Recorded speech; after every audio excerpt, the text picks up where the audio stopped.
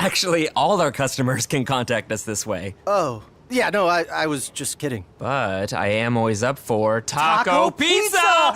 Jigsaw! Get help from Progressive through the website, app, chat, or phone. Progressive Casualty Insurance Company and Affiliates.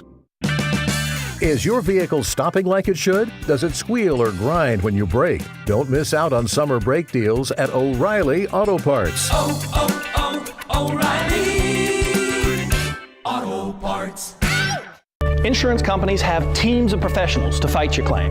If you want to know what your case is really worth, I'm Spencer Callahan. I'd like to help. Spencer Callahan is the one to see. Call 387-2323. LA filing number 16-7970. WNXX Jackson, KNXX Battlesonville, and WDGL HD2 Baton Rouge. This hour brought to you by Spencer Callahan Injury Lawyers. LA 21-12681. Offices in Baton Rouge.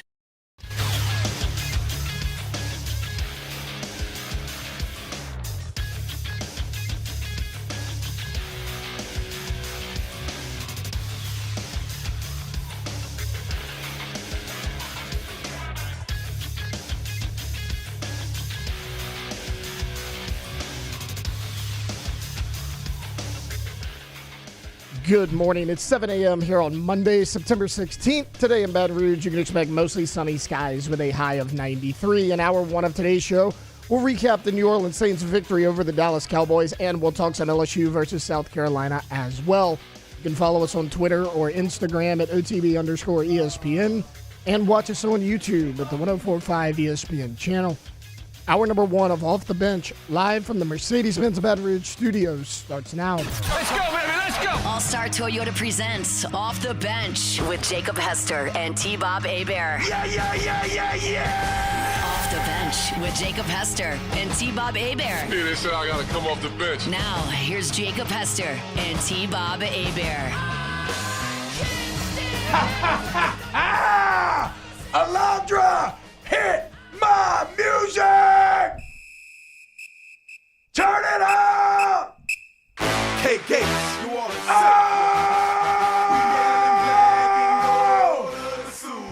You didn't know! You didn't believe!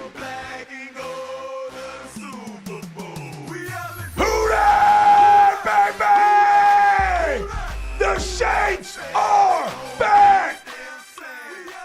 Derek Carr, Alvin Kamara, Rashid Shaheed, Clint Kubiak, suck it, Taylor, you nerd.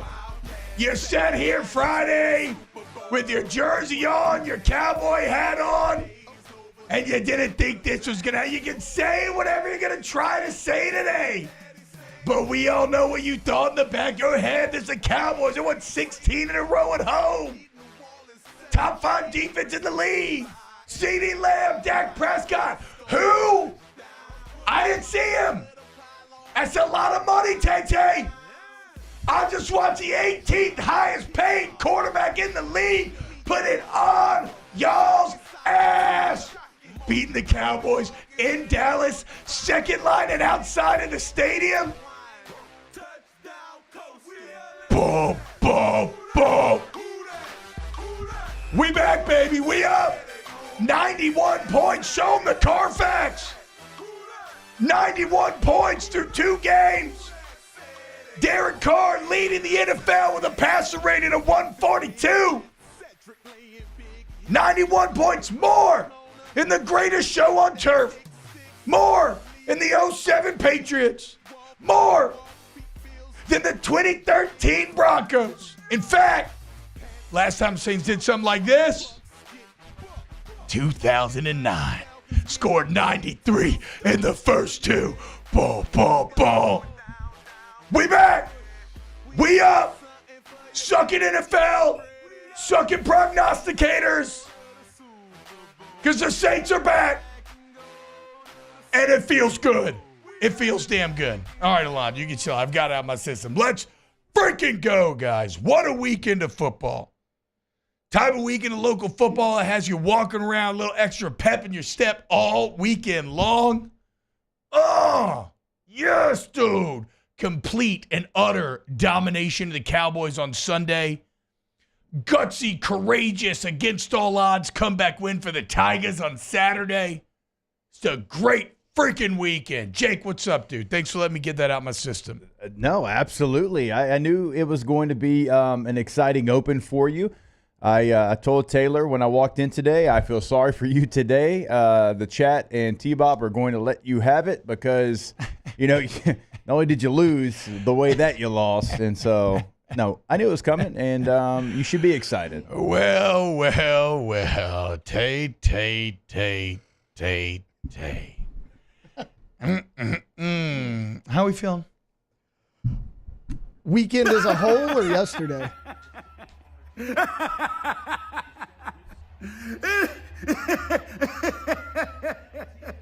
Week 2, and it's already started.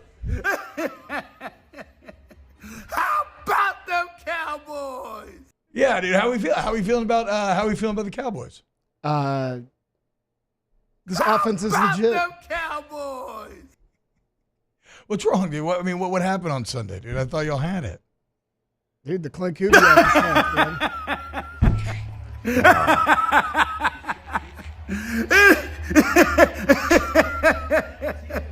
Week 2, and it's already started. Oh, man. How about them Cowboys? Okay, we'll get to your takes in a second. Okay, so again, the New Orleans Saints through 2 weeks could not have been better. And we talked about it coming into the game. Week 1 kind of was what it was. That's an awful Carolina team who again looked awful yesterday, right? Like that is a team that is completely whatever. So a win against them is what you have to do. Going into Dallas, the winningest regular season team of the last 3 years, a team that had won 16 home games in a row, guys, regular season. They did lose the playoffs last year. Regular season home games in a row. A team that had the 5th best defense in the NFL last season. Elite pass rushers. And yet, you went in there and you dominated start to finish. And it's funny because this is different than a lot of situations that I've seen, Jake, where the stats are so exorbitantly good, right? Like Derek Carr, the first 15 drives of the season that Derek Carr was in on, before you just put in the backups, you're getting out of there. First 15 drives, you came away with points all 15 times. Majority touchdowns, about 2/3 of the time. And then you had that tip pick that ended the streak. But so the stats are so exorbitantly good that it's almost like, well, it has to be fluky. And look, you can't keep this torrid pace up all year long. But the fact of the matter is that is now 2 games in a row in which you've done it. One of which against a highly competent, one of the best teams in the league on the road. So again, yes, will it always be putting up the most points that the opponent's ever given up in a single half? True, Carfax. Most points Cowboys have ever given up in a half of football. No, it's not always going to be that, but this offense is legitimate. It is fascinating to watch the conversations we've spent all offseason having. How much can scheme make players who look better or worse than what they actually are, right? And that's what we continue to ask ourselves. And we know this O-line. Look, this O-line is still pretty hobbled together. It's Lucas Patrick. It's a rookie left tackle in Fuanga. It's Trevor Penning, it is hobbled. It's Cesar Reeves, Jake, who we've seen for years be not that good. And yet, here we sit through 2 games. They're running it down people's throats. They haven't given up a sack. There's 1 sack on the year, but it's only because Carr ran out of bounds. They have not given up a sack. They're running down people's throats. We had an O-line that we thought was absolute garbage, and through 2 weeks, looks like one of the best in the league. And it goes back to last year, where just at the end of the year, you started doing a little motion, a little play action, started putting guys in better positions to succeed. And offensively, Clint Kubiak is doing that with everybody, top to bottom. And what do we always talk about? The number one goal you want to have between a player and a coach is you want to know that if I trust that I'm going to do what they tell me to do, that no matter what I think of it, like I know it's going to be the right thing, even if I'm like, that's a little odd, right? And here's what Alvin Kamara said after the game. And you're going to hear him talking about jumping off the plane. That's a reference to a captain's dinner they had right before the season started. Retire Matthew basically said, hey, guys, look, man, it's time to jump off the plane and go to war. But Kamara says, quote, I think we're just jumping off the plane with the belief that when they call something, when Clint calls something, that if we do our jobs and we do what they tell us to do, that it's going to work out. I mean, that's exactly what we've been talking about for years on this program. That is the exact place that you want to arrive as a player with your coaches. And it's exactly where this offense is right now. And the O-line's got to feel better. I mean, what a comeback for me. So much crow for all of us to eat. Penning, Carr. I mean, not the fans. We were never after Kamara, but just kind of the entire NFL saying he's too old, he's done for. She'd hurt too much. All he got is a lob. Not the case. Not the case. It's a complete offense with a variety of weapons that can be used in a multitude of ways, and Clint Kubiak is proving it. And through 2 games, maybe the best part, we were hoping for that Kamara CMC-like resurgence, and it's here, guys. 150 total yards, an easy 4 tuds. That screen pass from the 50, that felt like the good times. The good times are back. Yeah, the Alvin Kamara stuff, like I'd love to get into that because for me, that's the story of the Saints turnaround so far is his play because we've been waiting for him to be unlocked again. But what Kubiak's doing maybe better than anything is hiding a bad offensive line, or at least, parts of it are bad. Certainly you have some like McCoy, Fuaga are really good players. At least, it looks like, the first-round pick is going to be. But Micah Parsons, after the game, here's what he had to say on how the Saints slowed him down. It was a creative way. Instead of having a lineman block me and Max to protect with a chip, they kind of sent a chipper in the alignment and then a running back with the cut block. So, I was going through a maze almost. I thought that was very creative. There was so like him recognizing that they had a game plan to kind of hide some of their deficiencies through what they were doing, and that's one of the best rushers in the league. Was there – I can't remember what play it was. It might have been one of the touchdowns. I remember it was highlighted at the time. But, yeah, at one point, like, first he's having to work through the tight end. Then he's having to work through the running back. And at that point, the tight end has looped back around and is back on him. Yeah, like they were doing everything. Again, creativity, scheme. It has to feel very validating for all the takes and analytics and analysis out there that Pete Carmichael was running a just kind of boring, run-of-the-mill, old-school system where you were not putting guys in good positions to succeed. That is now so abundantly clear, and Clint Kubiak is so obviously a product of the latest kind of offensive theory. I mean, look no further than what they're pointing on the broadcast yesterday, the Shanahan tree, right? Like the Shanahan tree is everywhere for a reason. In the current NFL meta, these guys are able to put, and it kind of feels like around the league, defenses are winning a bit right now, right? Like defenses are winning the battle as a whole this season. But not in New Orleans, baby. Freaking love it, dude. It's so funny too, Jake, that we would sit here all off season, and I thought we had become so reductive and so repetitive and so redundant, kind of painting Clint Kubiak as this savior type. Like, can you really come in and have that much of an impact, like how much we were hoping for? Because basically, like we said, your 9-win team, and we kind of came to this realization last week where it's like, well, your 9-win team and you add Chase Young, and almost nothing else happened. So it's like, are you really like worse? Right? But still, the entire offseason, we're basically just hoping that Clint Kubiak was going to be the panacea, that he was going to be the cure-all. And I'll be damned if our guy hasn't gone and done it. Just gone and done it here through 2 weeks. And you love it. And it feels so good. And now we remember at the beginning of the season, we're looking at the schedule. We talking about going, 3-3, maybe go 2-4. That'd be really solid on the first. Well, you started 2-0, baby. Hey. Now, can't let up. Panthers, done. Falcons, we'll see tonight. Bucks are good. Yeah, Bucks are good. Bucks are good. Beat the Lions. It's going to be a battle, guys. Can't let up. But I'll tell you what, I'll take this team in a fight. After watching what they did, Jadeveon Clowney in that Panther front week 1, Derek Brown, Micah Parsons, Tank Lawrence at Cowboy front week 2. No sacks. I'm buying a Trevor Penning jersey. No, you're not. And not from China. And a Fuanga. Freaking love those guys. I mean, even Lucas Patrick. Everybody kicking ass right now. I know we're talking about the offense, but bruh, you want to talk about hitting? You want to talk about out-toughing the team? You want to talk about making them feel you?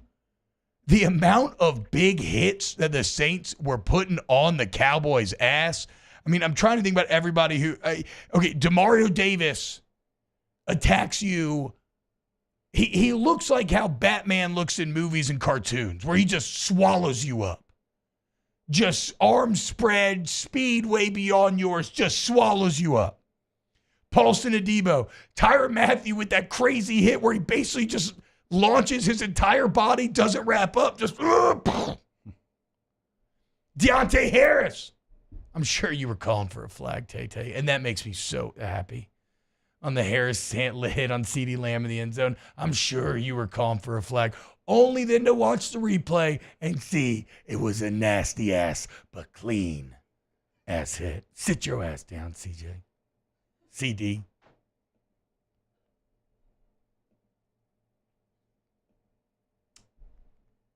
Cowgirls. Nerds. Saints. 2-0. Feels good. All right. When we get back, we'll allow Taylor a chance to say his piece. And, we'll calm down a little bit, talk about the game, get in the flow. And, and look, we're going to have a fun day today. Obviously, we've got to talk about LSU, South Carolina. I watched all that film already today, so we'll dive into that. More OTB coming up next. Off the bench. Go to Trash Rangers, trashrangers.com, trashrangers.com, your local experts, guys.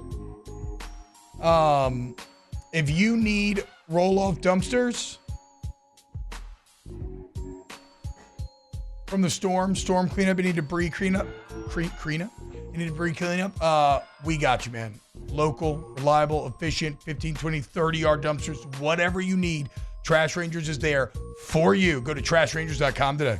Go to the website, brand new website, and see what they can do for you as far as your roll-off dumpsters. If you've got a big project or a small project at your home or your business, they've got 3 different sizes to choose from depending on the size of the job. You can find all that information on their brand new website, trashrangers.com. And remember, that is throughout the greater Baton Rouge area. So if you're listening to us anywhere in Baton Rouge, we are talking to you, trashrangers.com. There it is, the extra mile, on the border of expected and extraordinary for those willing to go further, like vans customized for work or play, with safety and tech to keep you connected, supported by a 5-star sales, service, and finance team, and backed by the 1-star you know. So go the extra mile. It's never crowded, because so few have what it takes to go there. Mercedes-Benz Vans. Construction and Roofing. This is Coach Kim Mulkey. Go to parishbuilt.com for all of your roofing needs. From your hometown, parishbuilt.com. Gulf Coast Office Products is a nationally recognized Savin office equipment dealer based right here in Louisiana. Over 100 employees strong, Gulf Coast has the boots on the ground to support all vertical markets, from education, engineering, legal, and finance. With the latest in office technology, from desktop to production segment units, Gulf Coast and Savin have the perfect fit for you. Call 225-756-2644. That's 756-2644 for Gulf Coast Office Products. I've been doing business with Luba for 25 years. They're dependable, trustworthy. It's just the attention to detail with our clients. Our folks have years and years of experience. They're highly trained professionals, but many companies have that asset. What I'd like to think makes Luba a bit different is that we use those talents in a way that truly is dedicated to serving the needs of the folks who depend on us.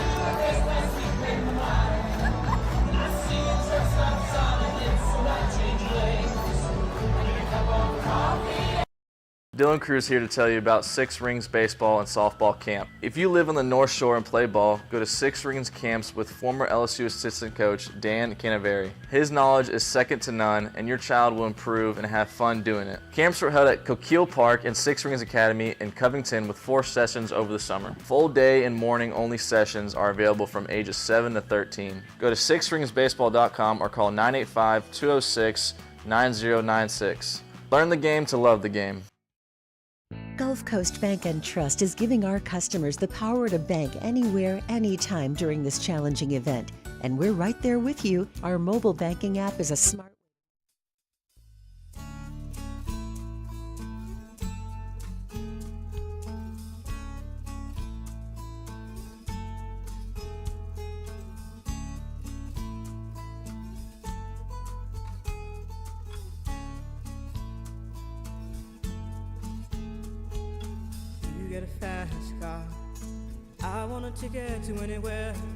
Welcome back to Off the Bench with Hester and T-Bob.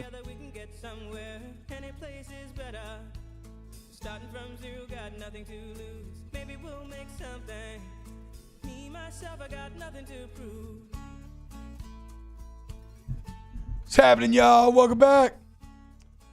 OTB here in a Victory Monday. Great weekend, guys. Great weekend. So much good to break down. Taylor, your Cowgirls. How are we feeling? Not good. I mean, so you asked me on Friday, like, what my biggest concern was, and I said, you know, if the Saints get up early, Dak Prescott against the secondary, which that happens in big games all the time. That's why I don't like Dak Prescott. The thing that was the most concerning to me was, like, when you looked at this on paper, anyone could be like, hey, the Cowboys probably have an advantage in the trenches, and that could not have been further from the truth. Yeah, that's true. I mean, you were talking about, like, the offensive line not giving up any sacks, but, like, you went against Micah Parsons, DeMarcus Lawrence. Like, that was the story of the game for me. And then on the other side of things, I get that the Cowboys' offensive line is not as good as it has been in the last couple of years, but, like, it was still projected to be one of the top 15 offensive lines in the league. It And, didn't look like it did. and no, that's what I'm saying. Like, this Saints team is legit. I came away more, because, I mean, I knew the Cowboys would struggle against physical teams. I came away more just blown away with what the Saints did. I mean, I was like Victoria was looking at me in the car on the way home. She goes, what do you think? I was like, I got nothing to say. I was like, this Saints offense is legit. I mean, me and you were talking about it before the show started. I was like, think about how bad Pete Carmichael messed up this team. It's the same players from a year ago. And you scored on your first 6 possessions. Like, they weren't fluky. Like, no. Derek Carr goes out there 75 yards first play. Rashid Shaheed on your second offensive possession of the game. I mean, there was nothing you could do. And then, like, at the beginning of the game, it was still tight. Like, the Cowboys were putting up points, but, like, they could not match it. You were trading touchdowns for field goals is what it was. And then once you get behind, once you let Dak throw the ball a lot, he was going to make the mistakes. He had the 2 interceptions, and then the Saints just put it on him. Put it on him. Week 2. The crazy thing is, you do raise a couple good points among all your buffoonery there, Taylor. As maybe the most important point that I think you hit on is something that I wanted to highlight as well, which is despite the torrid start, right? Despite the fact that you came out and put up 21 seemingly in the blink of an eye, the Cowboys come back with a massive CeeDee Lamb touchdown. And all of a sudden, it's 21-13. So, like, the game is fine. And it goes back to what we were talking about last segment, right? The idea of, is it fluky? And if it was fluky, at that point, the game settles down. You start to trade blows a bit. Like every other NFL game, it ends pretty close. You know, it's going to come down to the wire, and it's a score or two. What the Saints did was immediately come back and score another 50-yard touchdown. Or actually, no, because the screen would have been the third touchdown. I can't remember what the fourth one. A lot of touchdowns to keep track of, guys. But the point is, what the Saints came back and did was immediately going back-to-back touchdown drives again to make it 5 in the first half and put up the most points that the Cowboys have ever given up in a single half of football in the franchise's history. So again, like when it was 21-13 and CD scores, at that point, I've watched enough football where I'm expecting the game to calm down and to find its level. And Kubiak in the offense said, not today. Because, like, yeah, the beginning, you're not going to find a better beginning than that. They ran 12 plays and had 3 touchdowns, 2 of which came from 50-plus yards. And what more can you say about Rashid Shaheed and the offensive weapon that he represents? You know, it was interesting because before camp, we talked about Shaheed and the potential to maybe be a massive weapon this year, right? That he was going to be wide receiver 2. Obviously, return game, we all know what he can do. They're like, that was going to be a great weapon for Kubiak to play. Then he spends all camp kind of out. And it felt like a lot of the hype got deflated. We'll crank it back up. Because objectively, Rashid Shaheed is the second best deep threat in the NFL to Tyreek Hill. And I say objectively because that's a literal statistic. I can't remember if it's like plays over 40 or 50 or 30. It's one of those, but Rashid Shaheed is second in the NFL to Tyreek Hill since they've been playing. And here's what Derek Carr had to say about Shaheed after about his read on the 70-yard touchdown, and it shows you just how insane Shaheed's speed is. It's a long quote. It says, quote, "There was cloud coverage to his side, which is insane that he outran that.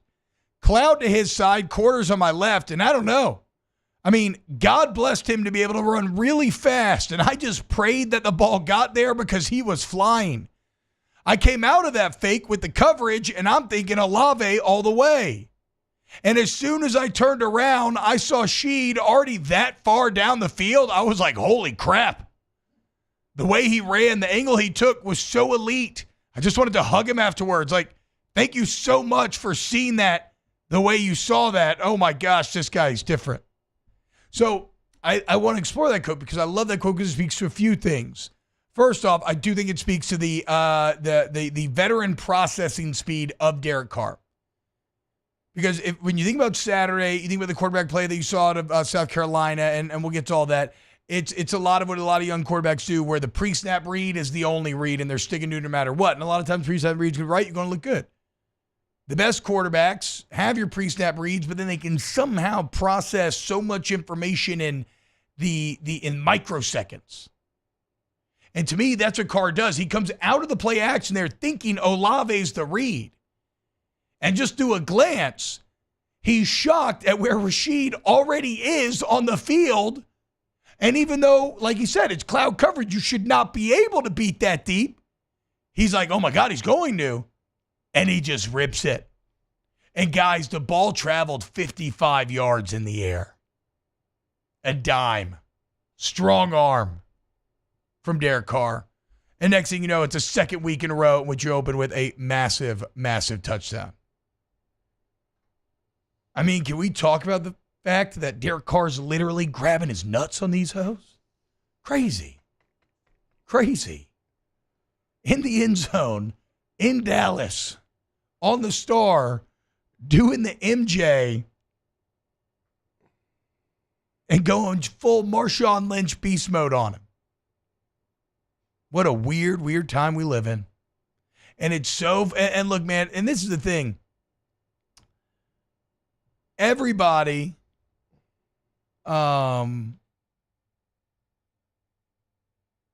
everybody's got to admit that we were wrong about this team. We literally, basically, y'all made us stop talking about them because everybody was so fed up and didn't want to hear it. The belief had gotten so low. We had to fight to inject Saints talk in because we have to for work and everything, but we had to fight to because nobody wanted to hear it. But you know what the thing is about eating crow when it comes to your favorite team is that it tastes damn good. I have no problem being wrong. No one wants to be right about negative stuff. So, yeah. Did I really think that Derek Carr could be this good? No.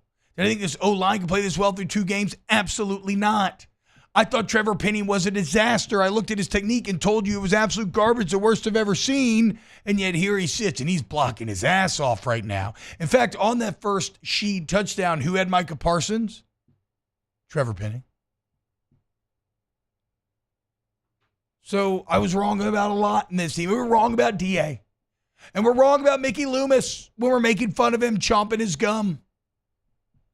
And giving us, that insane monologue about sticking with the coaches. And yes, we were right. Look, full of logical fallacies. But that doesn't matter because that's the best part about sports. We talk about it all the time, guys.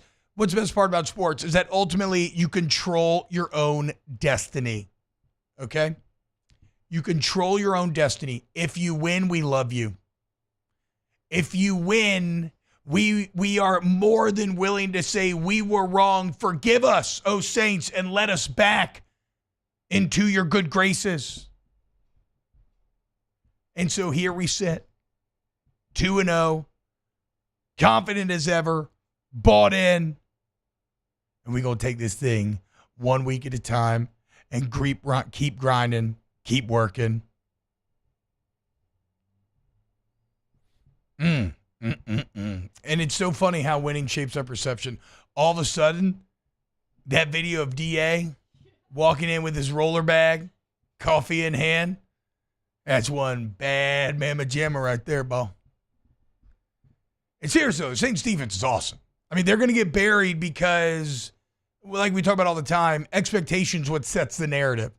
And we thought the offense was going to be garbage, and they've been the best offense in the league, so of course that's going to be the story. But DA's defenses continue to be awesome. I mean, there was no Marshawn Lattimore this game, guys. The secondary is so good. Demario Davis is a timeless, ageless freak of nature. Brian Brzee making plays. Carl Granderson justifying his payday. Chase Young pressuring.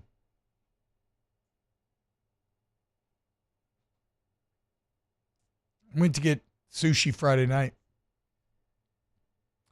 I knew I only wanted to drink one thing, sake. And right there on the menu, what's staring me down?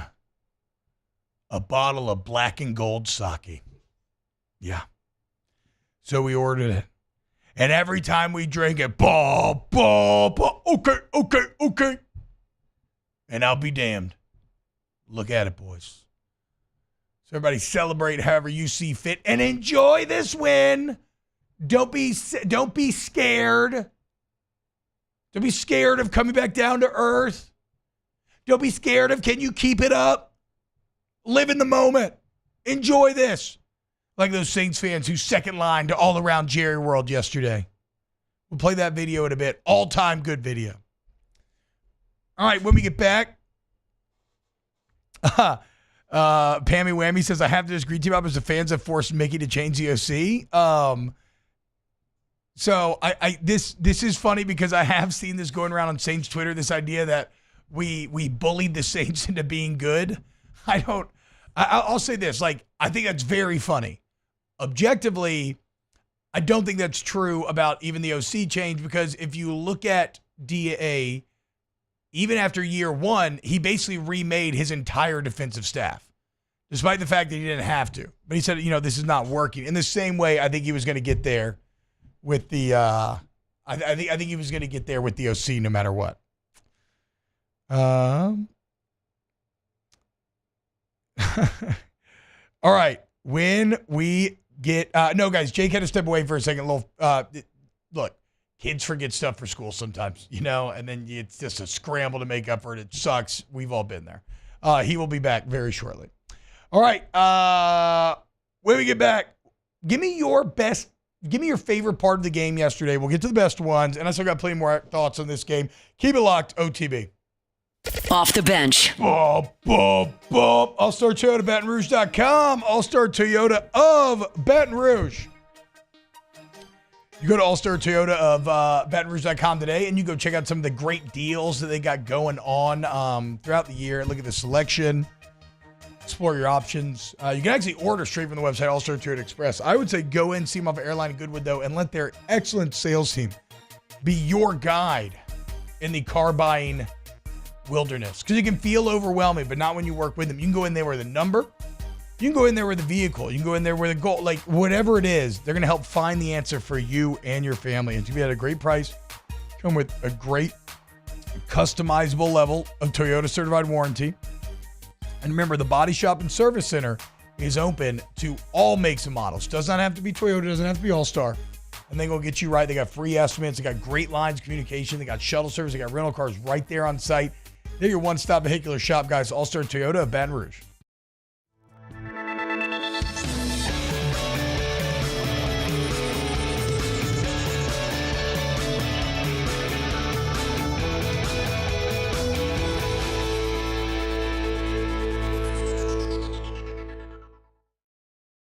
We're Rev Business, a local provider with nearly 90 years of experience.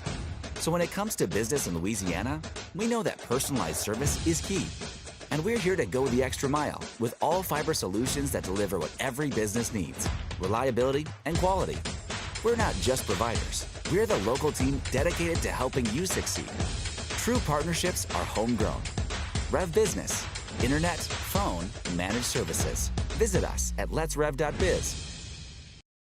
Parish Construction and Roofing. You can't win a championship without playing defense. Go to parishbuilt.com and sign up for the priority emergency list and man up on this storm.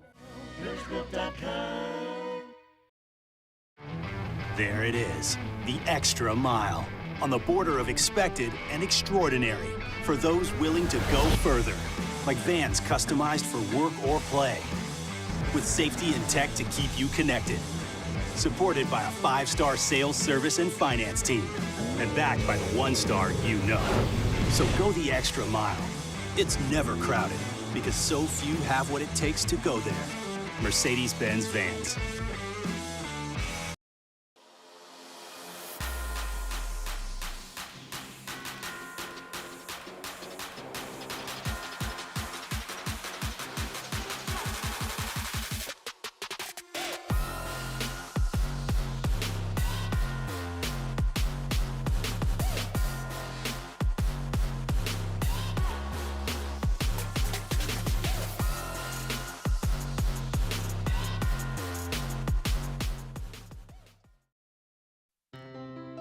When it comes to ending cancer, we push forward, always working together for you. That's why our cancer experts at Ochsner have clinically integrated with MD Anderson Cancer Center. This means advanced cancer care, including access to life-saving clinical trials and integrating care to treat the whole you. Introducing Ochsner MD Anderson Cancer Center. Long live you. Breck teamed up to reimagine your parks, and you imagined big. With your help, we went to work, creating 12 beautiful community parks across the parish. A family-sized water park, miles and miles of trails, and parks just for your dogs. There are more places to splash, to explore, to run wild, and even soar. You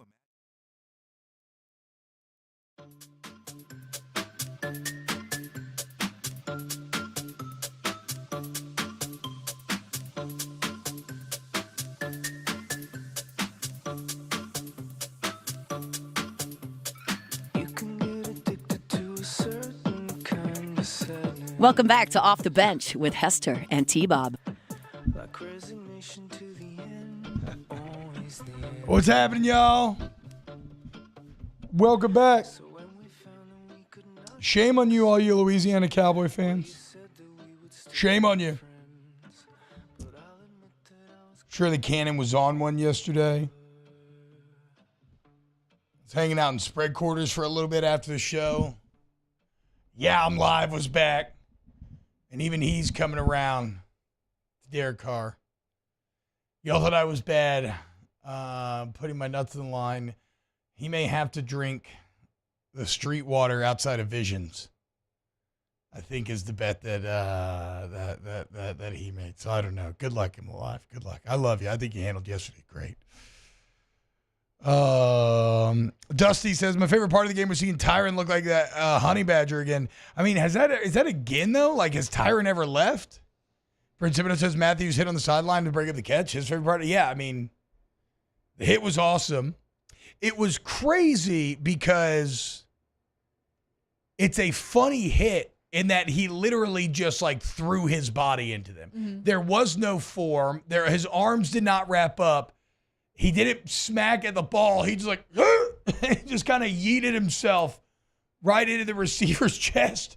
And it's one of those hits where you know you put your body on line because you're a little like, when you get up as well. But, I mean, didn't Tyron just come up with, what, 1 or 2 turnovers last week? Yeah. Like I don't know that Tyron's gone anywhere. The AK-41 screen to the house. Yeah, I mean, that's it for me. I don't think I can point out like one singular moment, but like just Alvin Kamara yesterday was freaking awesome. My favorite part was halftime. No, I meant to bring this up when we were chatting earlier. After Kamara's first touchdown, I wrote it down, and Victoria's like, "What are you doing?" I was like, "I want to see how many touchdowns he has." Remember the 6 touchdown game? Yeah. Mike Zimmer was the head coach. Ooh. Oh, wow. Mike Zimmer was the defensive. The last 2 AK times he's faced Kamara, Kamara's had 10 touchdowns. It's I was harassing my dad yesterday. He was like, Zimmer's going to figure it out. I was like, no, he won't. Not against Alvin Kamara. But again, that is the thing, though. Mike Zimmer is an elite defensive mind. Yeah. And the Cowboys are a good defense. Or at least we think. I guess Zimmer things could still go awry. You never quite know.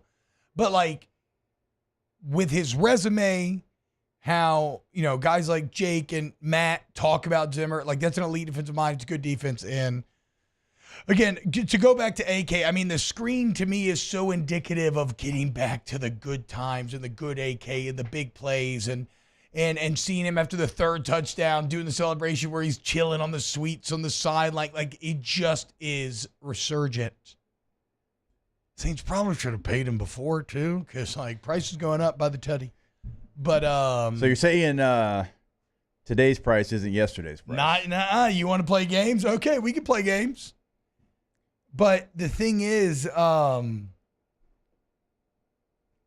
that's maybe, like, everything starts at quarterback play. Absolutely, right? But if you're going to go from good to maybe next level, kind of right before the season, we arrived at, oh, man, the Saints kind of don't have any weapons because we didn't know if Alvin Kamara still had it. You knew Olave had it. Everybody else in the receiver room, unproven. Rashid maybe still feeling a little unreliable at that point. Taysom's interesting, but you still didn't quite know that you were going to use him in so many different effective ways like you are using him currently right now. And so for Kamara to emerge and look like the player that we knew him to be when he was on that Hall of Fame track nearly early on, I was setting records. For him to have that exact CMC-like resurgence that we hoped for, but it felt so, it felt too good, right? Like you hope for that, but of course that's not going to happen. That was a one-off. No, doesn't look like it.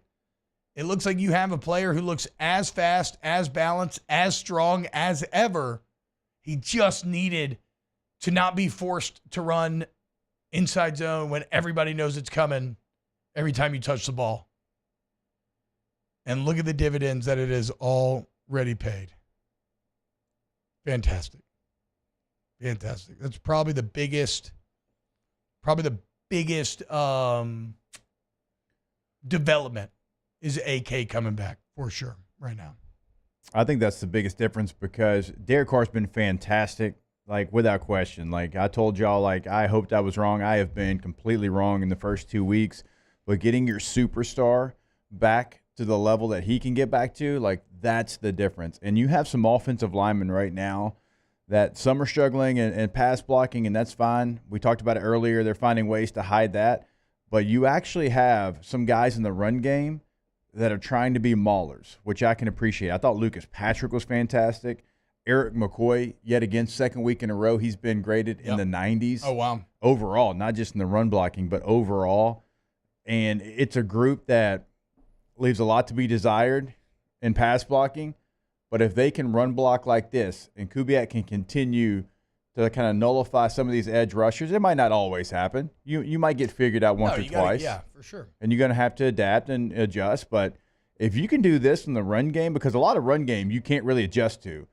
It's who wants it more, who's going to get your hands on you, and who's going to finish.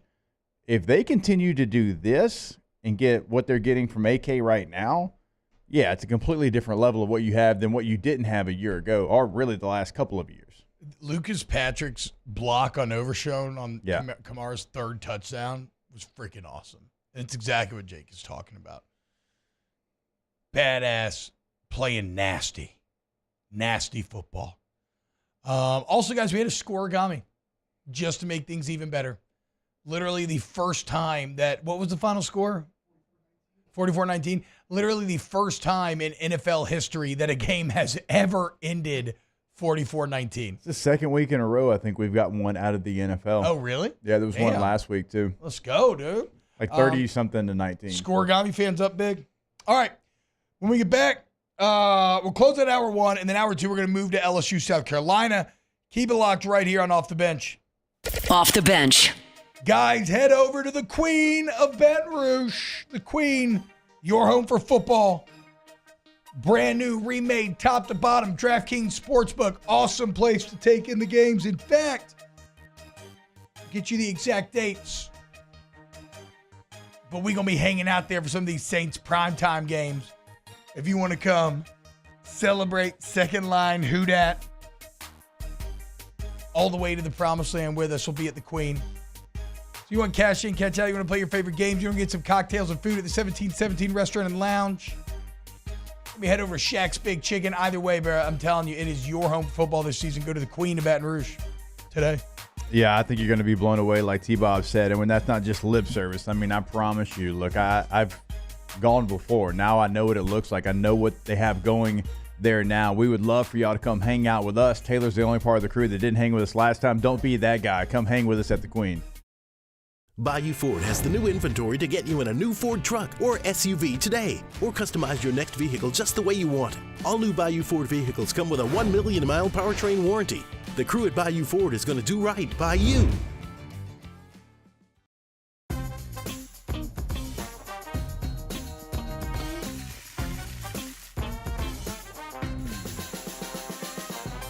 The best kept secret in town is out. Discover Tallulah at the Renaissance Hotel on Bluebonnet.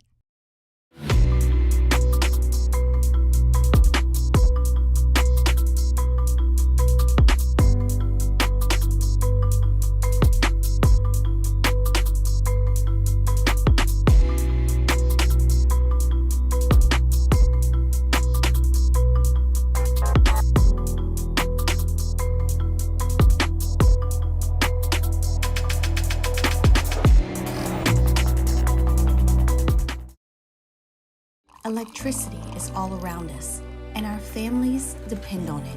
Every day is sparked by the power of a cold drink or a warm meal, a movie night, and a comforting light at the end of a dark hallway. From sunrise to sunset, playtime to bedtime, our team is ready to take care of your electrical needs. Even in the case of an after-hours emergency, the light in your life shines brighter with Mr. Electric. There it is, the extra mile, on the border of expected and extraordinary, for those willing to go further. like vans customized for work or play, with safety and tech to keep you connected. Supported by a 5-star sales, service, and finance team, and backed by the 1-star you know. So go the extra mile. It's never crowded, because so few have what it takes to go there. Mercedes-Benz Vans. Parish Construction and Roofing. This is Coach Kim Mulkey. Go to parishbuilt.com for all of your roofing needs. From your hometown, parishbuilt.com. Hey, it's Matt Moscona. For years, you've heard me tell you about Insurance Network of Louisiana, helping you find better coverage for less money. But it's not just for your home and auto. They also offer commercial property. So, retail stores, professional offices like doctors, dentists, attorneys, clothing boutiques. Insurance Network of Louisiana can find you better coverage for less money. They service the entire state of Louisiana, and they're local. So call today at 293-0450 or lainsurance.net.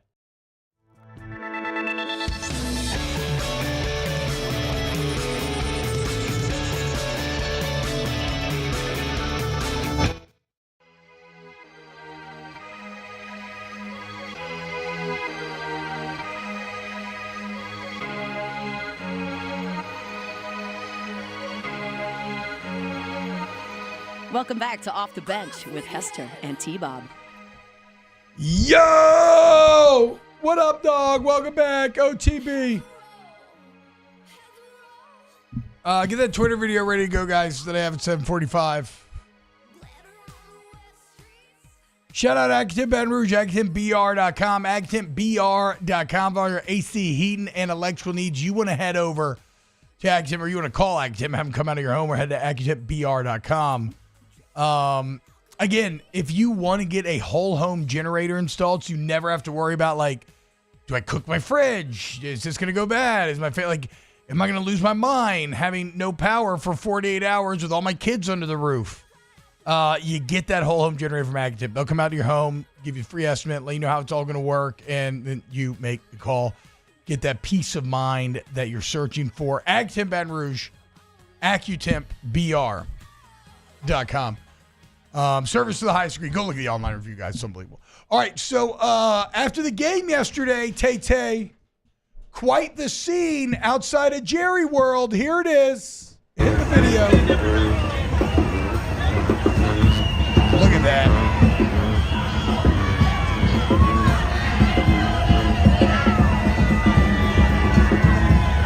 If you're listening.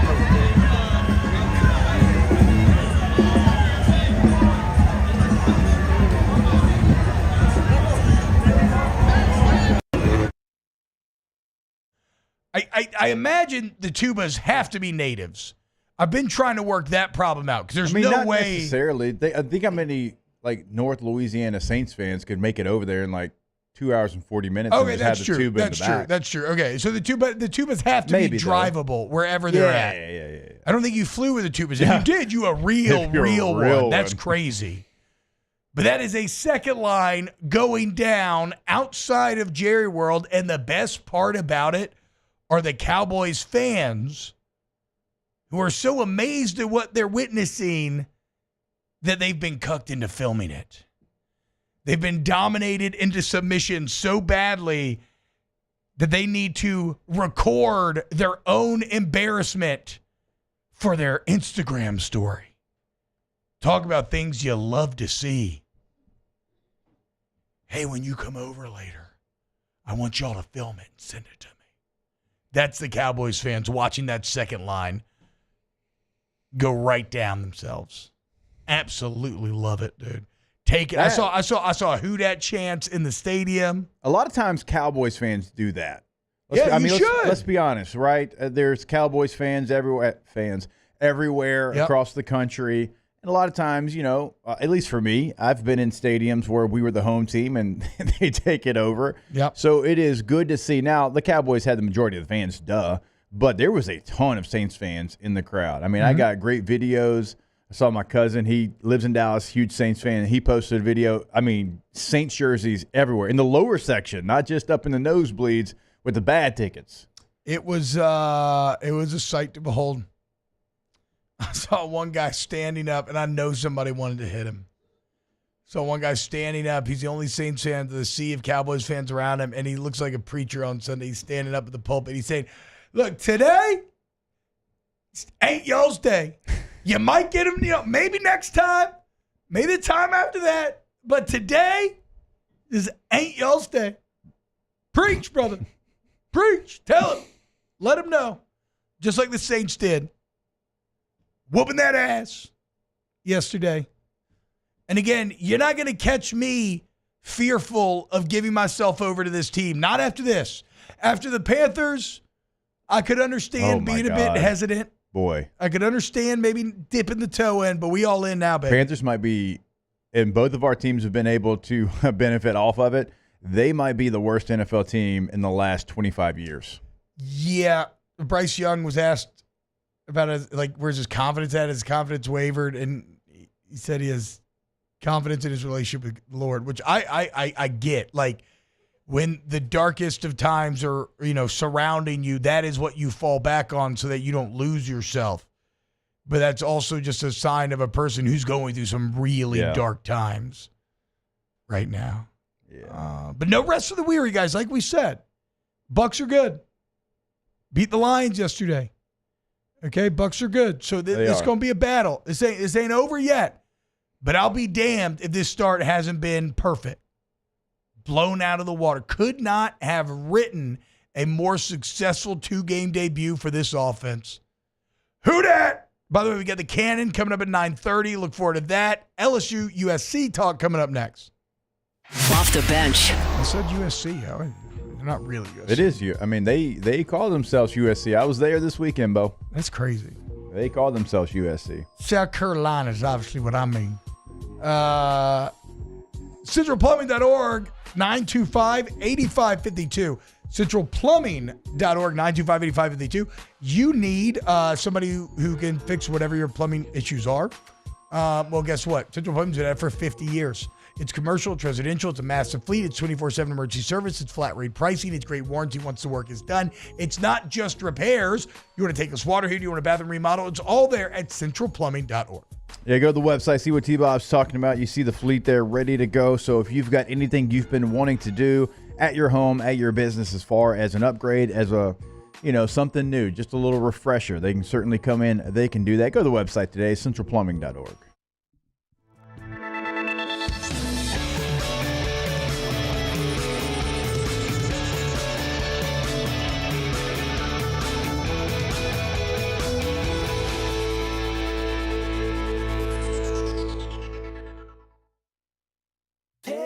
Construction and Roofing. Hello, Kim Mulkey here.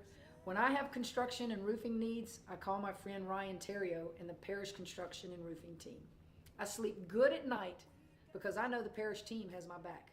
Go to parishbuilt.com for all of your roofing needs. And remember, always do business with someone you know. Parish Built from your hometown. Parishbuilt.com.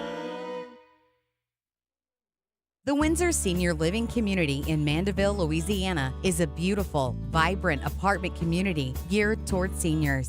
They are nestled right in the heart of Mandeville, where seniors live a more carefree lifestyle in spacious apartments with the peace of mind that comes from having a little extra help. Call the Windsor at 985-624-8040 to schedule a lunch and tour. Come see how the Windsor can be your passport to peace of mind. Jerry and Benny Payne began Central Plumbing Company out of their driveway in Tanglewood Subdivision. 50 years later and 4 generations down the road, we continue to serve Baton Rouge and the surrounding areas for all of their plumbing needs. Residential, commercial, industrial, or hospitality, Central Plumbing is here 24/7, 365. We want to thank our customers, family, and friends for 50 years of success. And looking forward to 50 more.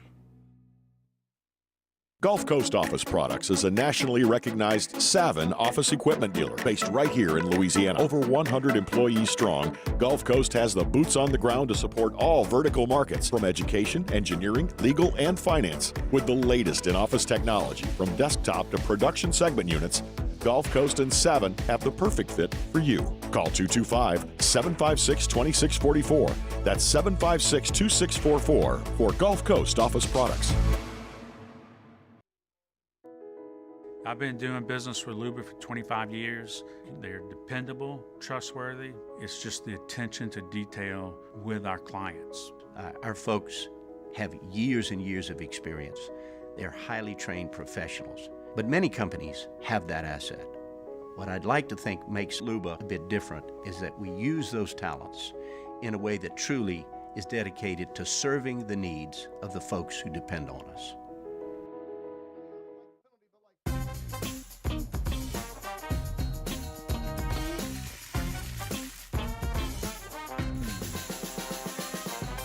The best-kept secret in town is out. Discover Tallulah at the Renaissance Hotel on Bluebonnet.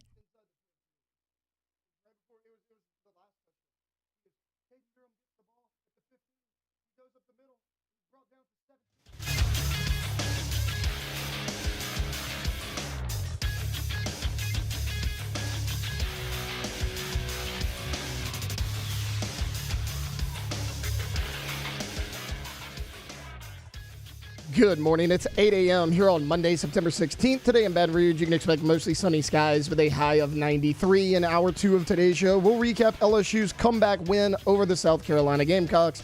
You can follow us on Twitter or Instagram at OTB_ESPN and watch us on YouTube at the 104.5 ESPN channel. Hour number 2 of Off the Bench, live from the Mercedes-Benz of Baton Rouge studios, starts now. Let's go, baby, let's go. All-Star Toyota presents Off the Bench with Jacob Hester and T-Bob Hebert. Yeah. Off the Bench with Jacob Hester and T-Bob Hebert. Hey, they said I got to come off the bench. Now, here's Jacob Hester and T-Bob Hebert.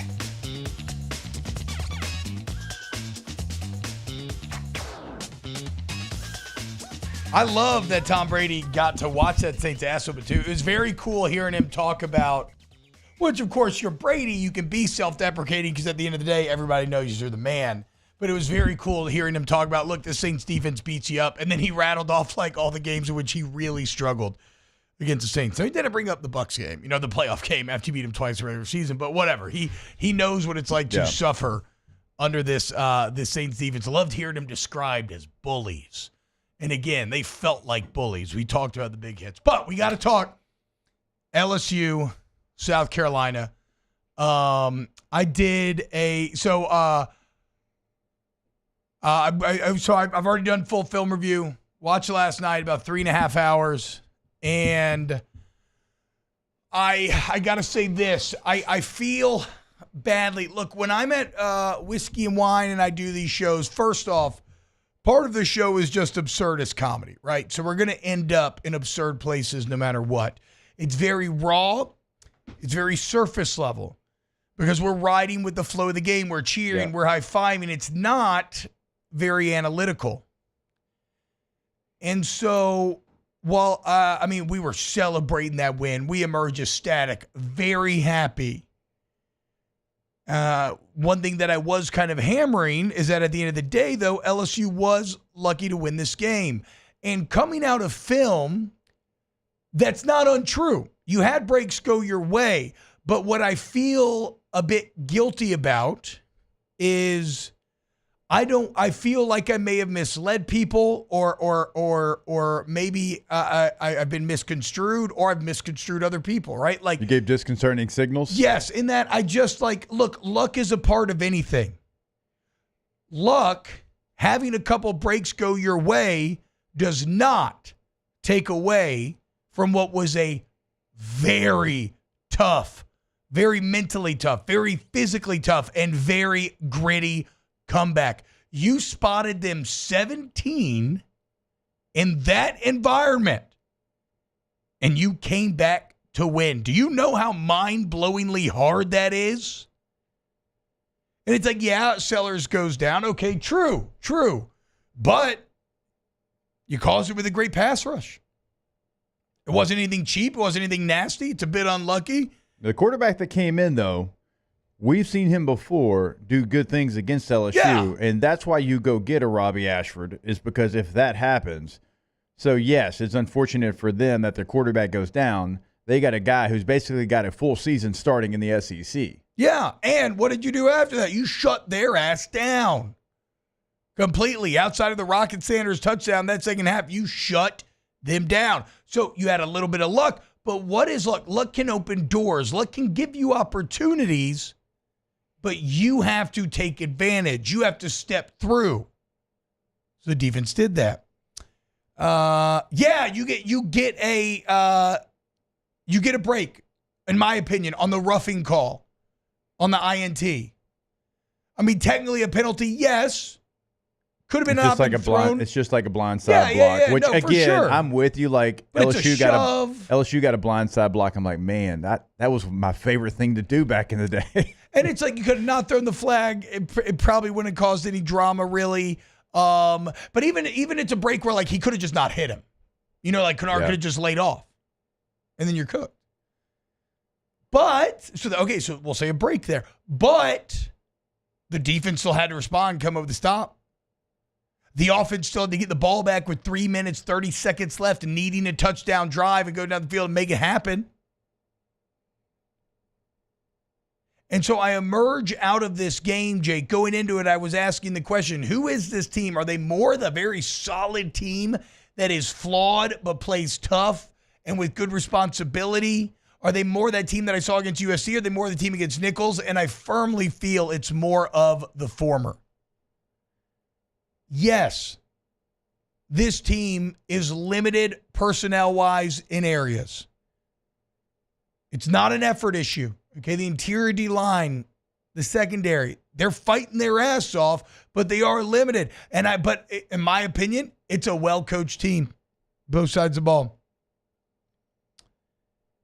They're doing a good job of scheming things up. It is not a disaster. And it's not to say that it's perfect. I mean, it was a 17-0 lead. One thing that I found very impressive in this game is the adjustments that were made. And I was talking to Kublik called me last night and we were kind of comparing notes. Call you at 10 o'clock too? Yeah. I'm like, Cole, I'm asleep, brother. We were comparing notes. And I was like, oh, I'm actually watching the film right now. What you got? And so one thing, Jake, that was very apparent offensively Saturday is South Carolina came in with a better game plan on these gap scheme runs, and it had LSU very confused. Where every time LSU was blocking down gap scheme, they were using a ton of movement up front so that guys couldn't climb to the second level, and a linebacker, as soon as he saw shoulders turn, they were in the gap. Yep. So you come out and you lose the initial mental battle where they've game planned a good plan against you. And then they found something at the end of the first half, and they did it almost exclusively the second half, and it worked to perfection where they said, F it, we're zoning it. We're basically going to duck walk. We're going to let them move, and we're going to sort. And in doing so, the very thing that made South Carolina so strong in the first half became their biggest weakness, because all of a sudden they're trying to shoot gaps, and they're leaving holes wide open. And Caden Durham did a great job reading them. Josh Williams actually had a pretty underrated game when it came to having the ball in his hand. Yeah. We'll get to pass pro. Pass pro was bad more from an MA standpoint the majority of the day than an actually getting beat standpoint. With the running backs, too. They had a lot of MAs. Yes. So the point of all of this is to say it is not a disaster. That's a hell of a win. There was a lot of courage, a lot of great plays. And yes, you had a bit of luck, but trust me when I say that luck will flip. Like, you're going to be on the other side of these things at some points this season. You still have to take advantage. They did. Hell of a win from the Tigers. Yeah, and some of the things that I've seen out there are wild, surprising to me. Was it like the perfect game by LSU? No, you're down 17-0. We get that. There's things that went wrong in this game.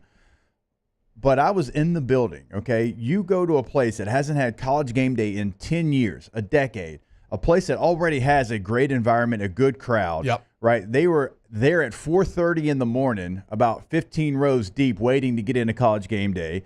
The crowd was in it for the entire time, right? You play a team that just went on the road and beat Kentucky 35-6.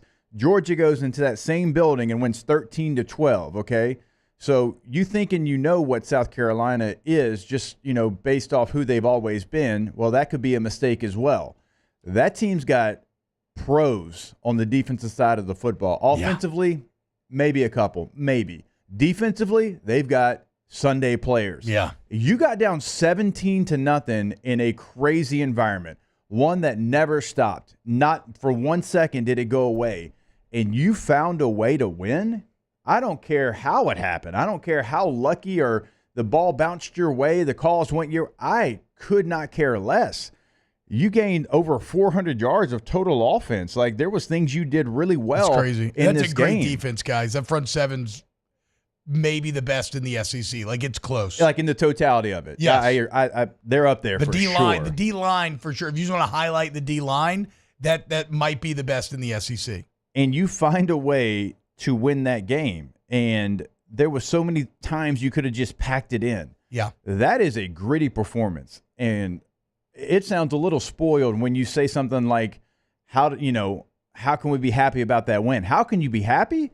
It's in the SEC. And Taylor pointed this out. It's your quarterback's first time on the road in the SEC, and he throws for 285 and 2 scores and leads you on a game-winning drive with some incredible throws.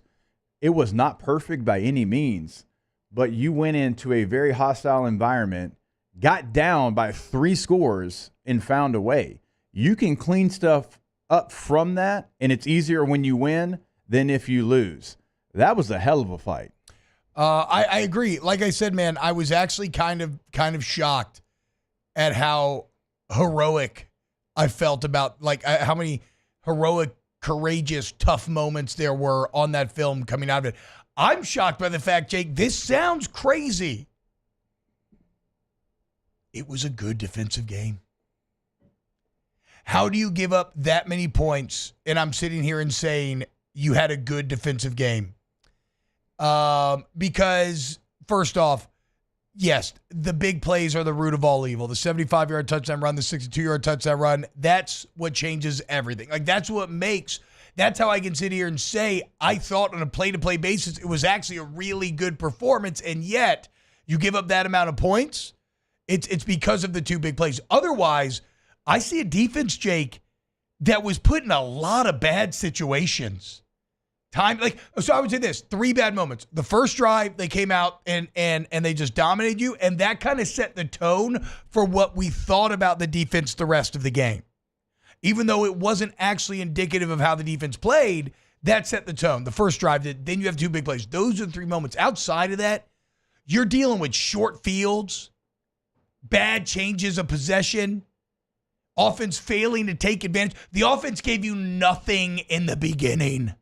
Nothing. And you gave them turnovers. You still made plays to hold the rope, to hold the line, and give them time. Like Jake said, a young quarterback, like Taylor said, a young quarterback making his first SEC road start. The defense held the line, gave the offense time to find themselves, and then in the second half, the defense actually took over. And did really well in the game-changing moments. Yes. Did really well. Again, not even close to being perfect. And you're right. There was plays where, like the Rocket Sanders touchdown, when you got Gabe Rutherford shooting inside. Why do you have him shooting inside? Because you want to spill it to Whit Weeks. Whit got called peeking on the motion, got too far inside, couldn't come back, right? Those are things that are obvious on the tape. Now, I thought Whit was all over the place. He had 11 tackles, but that was on him, and he'll tell you that. There's still moments like that the play call is giving you what you want. You want that ball to bounce to the linebacker. That's why you shoot Gabe Rutherford in. And you got to have a linebacker there. Certainly things to clean up. But in those game-changing moments, whenever they have the momentum, they get the ball back with what looks like a for sure touchdown, and you hold them to 3. That is a big win for a defense. And there were a lot of those moments. I mean, I'll run through my notes. We'll try to find them all. But I mean, even it's time and time again. I mean, the third down play call for Baker Perkins and Sage Ryan in the first half to force the fumble after you finally got some momentum, made it 17-7. Now the offense doesn't quite come through. I think you settled for a field goal there. How about the fumbled snap at the end of the game, which honestly should have ended the game? Oh. For the offense, for the team, almost. The fumbled snap, you come back, you stop South Carolina. Then the offense goes 3 and out. Yeah. And you stop him again. You force the turnover. which still doesn't work out because then you throw the pick. And yet the defense held. So, again, the defense was put in a lot of bad situations. They held strong. I cannot say enough, Jake. I can't get out of this first segment if we're talking defense without talking about the edge defenders. Because the story of the game going into it was South Carolina's edge defenders, Yes. and they played well. Those guys are awesome. We'll get to them. But it was your edge defenders, T-Bob, like you're about to talk about, that showed up. Savion Jones continues to fight his ass off. Great arm extension, doing everything he can. Paris Shan had a couple of really nice moments. He's got to play the interior. He's got to play on the edge. But Jake, the guy that just showed up time and time again on this film was Braden Swinson. Multiple ways. I mean, in every way that you can. Probably had about 5 pressures the first half, including the pick to Zai. Oh, he had the sack He had the sack that ended the half. It was him that knocked Sellers out the game. It was him that had the forced fumble at the end. He came up with another huge sack on the final drive. You know what he was also really good in? Coverage. I saw him. He did drop He back dropped a couple like times. 3 times and was in the perfect position for the quarterback to have to really kind of think about it and kind of pump a little bit, and ended up being negative plays for South Carolina. So even in coverage 3 times, he was pretty good. Well, and what's funny is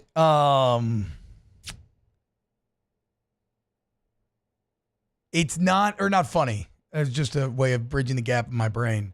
What's interesting to me, or what I loved, that's what I want to say. What I love raw stats, but again, it was the effort that I saw out of Swinson and Savion Jones, and really, look, the whole team.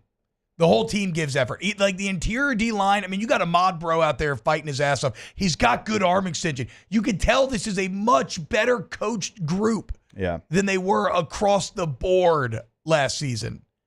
Just a bit limited on the interior. At the edge, they got a little more maybe natural ability, but still, natural ability only gets you so far. The tenacity that Swinson plays with, and Jones, but really this game, Swinson it was just all-out friggin' effort 24/7. All 4 does is work. And you love to see when somebody who works that hard reaps the rewards of their hard work. And that's exactly what Braden Swinson did. So I really wanted to shout him out in this first segment because he was my personal MVP of the game yesterday. Yeah, we give out offense, defense, special teams, player of the game on the broadcast, and that was easy. That was for sure. He was a game changer. They couldn't block him. They worried about him once they figured out they couldn't block him. They started to add extra attention to him. And I thought Blake Baker did a really nice job of deciding when to drop him into coverage because they would bring that extra attention to his side. And so when you do that and then you drop, well, one, you're wasting 2 bodies on somebody that's dropping. And then what does that do? It frees somebody up on the backside. A Savion Jones going to be one-on-one because you're paying extra attention to Swinson on the edge. I thought it was a really nice game plan. Sure, I mean, there's some things that the defense still has to clean up. But the most impressive thing to me, which would not have happened a year ago, whenever your back was against the wall because your offense didn't help you out, you didn't allow the other team to take full advantage of it. I mean, you either held them to 3 or you got them off the field. And there was plenty of times, the fumbled snap, the interceptions, the block punt, all those things that very easily could have just, put you in a spot where you could have made an excuse to say, well, I mean, look, they had, a short field, and they didn't. And if they keep playing hard like this and they start to get rid of some of those MAs, missed assignments, then you're talking about a completely different defense. Brett Morris says, except for the 66, 75-yard touchdown, 6 yards carry, 240 yards rushing, this is a really good defense. Brett, you can see what you want to see. You can hear what you want to hear. I didn't say really good defense. I said a really good defensive performance. I'm not going to sit here and tell you that I think this defense is one of the best in the SEC. What I see is a defense that is limited personnel-wise, but is improving, is much better coached than last season, and that situationally this game overcame huge mistakes with huger big plays and big stops. It's not about how you start. It's about how you finish, Brett. You freaking nerd! So, like, anybody who wants to be all, well, I'm so sad, this team is so bad. Like, be all hangdog after a road SEC win like that, we don't need you, Mopey. Take it somewhere else. Because that was a good damn weekend of football. Massive SEC road comeback win. Huge growth point for that team. New Orleans Saints kicking the Cowboys' ass on Sunday. Oh, but the Saints gave up scoring drives. The first 4 times the Cowboys hit the ball. Get the hell out of here. Okay? I care more about the big plays that won you the game than the bad plays that put you in a bad position. The toughness shown to win is greater than the mistakes that put you in a position to lose. Okay. We're going to get back. Let's continue to break down this game. We got to talk offensive line. It seems like I feel like there's also a big misconception with how that all went down. We'll get there. More off the bench coming up next. Off the bench. Hey, guys, I want you to go to Pinnacle Exterior Construction. PECbuilt.com is the website. PECbuilt.com is the website. Look, if you listen to the show, you know how much I love Pinnacle. They blow me away. The artisanship of their work, like the quality of their work.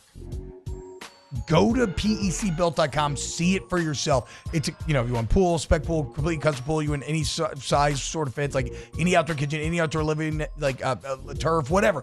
But again, guys, like go look at the house they built in Louisiana that they won these awards for. It is so next level. You're going to see the gallery and you're like, okay, why would I ever go anywhere else? These are clearly the best. Go to PECbuilt.com. Yeah, go to the website. You'll see what T-Bob is talking about. I mean, so many different things that they can do for you. That's at your home. That's at your business. I mean, check out the website. It's a great tool to be able to see the quality of work. PECbuilt.com. Bayou Chrysler Dodge Jeep Ram has back-to-school savings like $16,000 off 25 Ram 1500 trucks. We're open for business in our beautiful new showroom and taking $16,000 off. All new Bayou vehicles come with a complimentary extended warranty. The crew at Bayou Automotive is going to do right by you. When it comes to ending cancer, we push forward, always working together for you. That's why our cancer experts at Ochsner have clinically integrated with MD Anderson Cancer Center. This means advanced cancer care, including access to life-saving clinical trials and integrating care to treat the whole you. Introducing Ochsner MD Anderson Cancer Center. Long live you. There's nothing chill about a hot, sweaty line. Unless you add Mountain Cold Refreshment. Coors Light. Choose chill. There it is, the extra mile. On the border of expected and extraordinary. For those willing to go further. Like vans customized for work or play. With safety and tech to keep you connected. Supported by a 5-star sales, service, and finance team. And backed by the 1-star you know. So go the extra mile. It's never crowded because so few have what it takes to go there. Mercedes-Benz Vans. It's no secret. The best oysters in Baton Rouge are at Jolie Pearl Oyster Bar.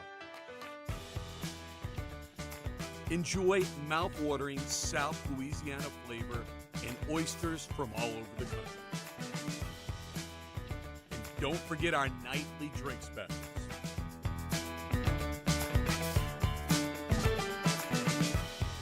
Jolie Pearl Oyster Bar, located in downtown Baton Rouge. Dylan Cruz here to tell you about Six Rings Baseball and Softball Camp. If you live on the North Shore and play ball, go to Six Rings Camps with former LSU assistant coach Dan Canaveri. His knowledge is second to none, and your child will improve and have fun doing it. Camps were held at Coquille Park and Six Rings Academy in Covington with 4 sessions over the summer. Full day and morning only sessions are available from ages 7 to 13. Go to sixringsbaseball.com or call 985-206-9096. Learn the game to love the game. Breck teamed up to reimagine your parks, and you imagined big. With your help, we went to work, creating 12 beautiful community parks across the parish. A family-sized water park, miles and miles of trails, and parks just for your dogs. there are more places to splash, to explore, to run wild, and even soar. You imagined, we deliver.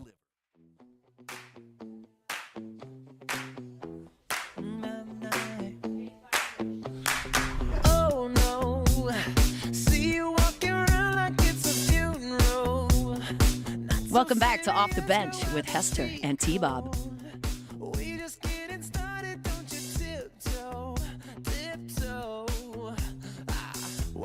What's happening, y'all? Welcome back, OTB. All right, so we talk a lot about the defense. Let's flip it over to the offense. Like I said, guys, so LSU's offensive line did not do as bad physically as you think they did. In the run game, early on, it was a scheme issue. You wanted to run a lot of gap schemes. South Carolina knew that, and so their game plan was, we're going to move a ton up front, and if you're a linebacker, as soon as you see your gap blocked down, you shoot it. So LSU was getting stuck on these double teams where they're trying to block back, but guys are moving around. They can't climb to the second level, and so you just had linebackers basically free running on the running backs almost every run. So early on, that was a huge problem. Now, credit to LSU, they were like, okay, well, let's do this. Let's go to zone, and let's just slow play it. Yep. And it's interesting because they're kind of not firing off the ball that much, but they don't have to because South Carolina is playing very lateral at that point because they're trying to defeat the gap schemes. So then you start zoning it, you start passing off, and that's when everything changed. Now, Caden Durham had to make the plays, and he did make the plays, and he's awesome. We're going to talk about Caden Durham. So in the run game, the offensive line, the problems, I would say, were more scheme-based, and they did a really good job, the staff and the players, of finding a critical change and implementing the change. In the pass game, a lot of it was mental. Now, there were times where you just got flat out beat. In fact, for the first time that I can ever really remember, Jake, Campbell did get beat 3 times in this game. Twice by Kennard with an up and in, and then once by 55 with a hand swipe. Hand swipe, yep. But these are not the plays you're thinking of. You're probably thinking of the 3rd and 10 sack, where that's not Campbell's fault. It looks like the O-line maybe had like a 5-0 call, whatever it is. They're all fanning out for the 5 guys on the line. Josh Williams also went out. All of a sudden, nobody's on the linebacker in the middle. So Campbell's got a speed rusher. He's running up the field, but now there's a free runner up the middle. Of course, Garrett gets flushed right into the pass rush. It wasn't a good pass rush. It was the offensive line equivalent of a busted coverage. Yeah, the one where you lost 12 yards. Yes, now, 3rd and 10. Did you agree that I think the linebacker kind of saw Williams not really either go out in the route or not really define his pass protection like he was going to be max protect, and he just it looked like a green dog to me. I don't know what their rules are. Right. Again, there's something else that me and Cubes were talking about last night.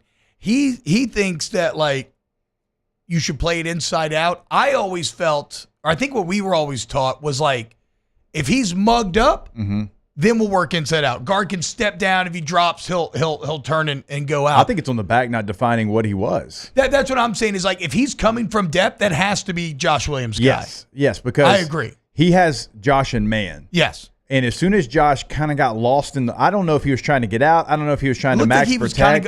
That's where it's like where they confused. Did he feel like he had the edge guy? It felt like he did, but he didn't. Yeah, maybe he was just going to chip or help. And then Martin, I believe, was the linebacker that just like a bat out of hell. He's like, okay, I've got you, man. You're lost. I'm going to add myself to the blitz.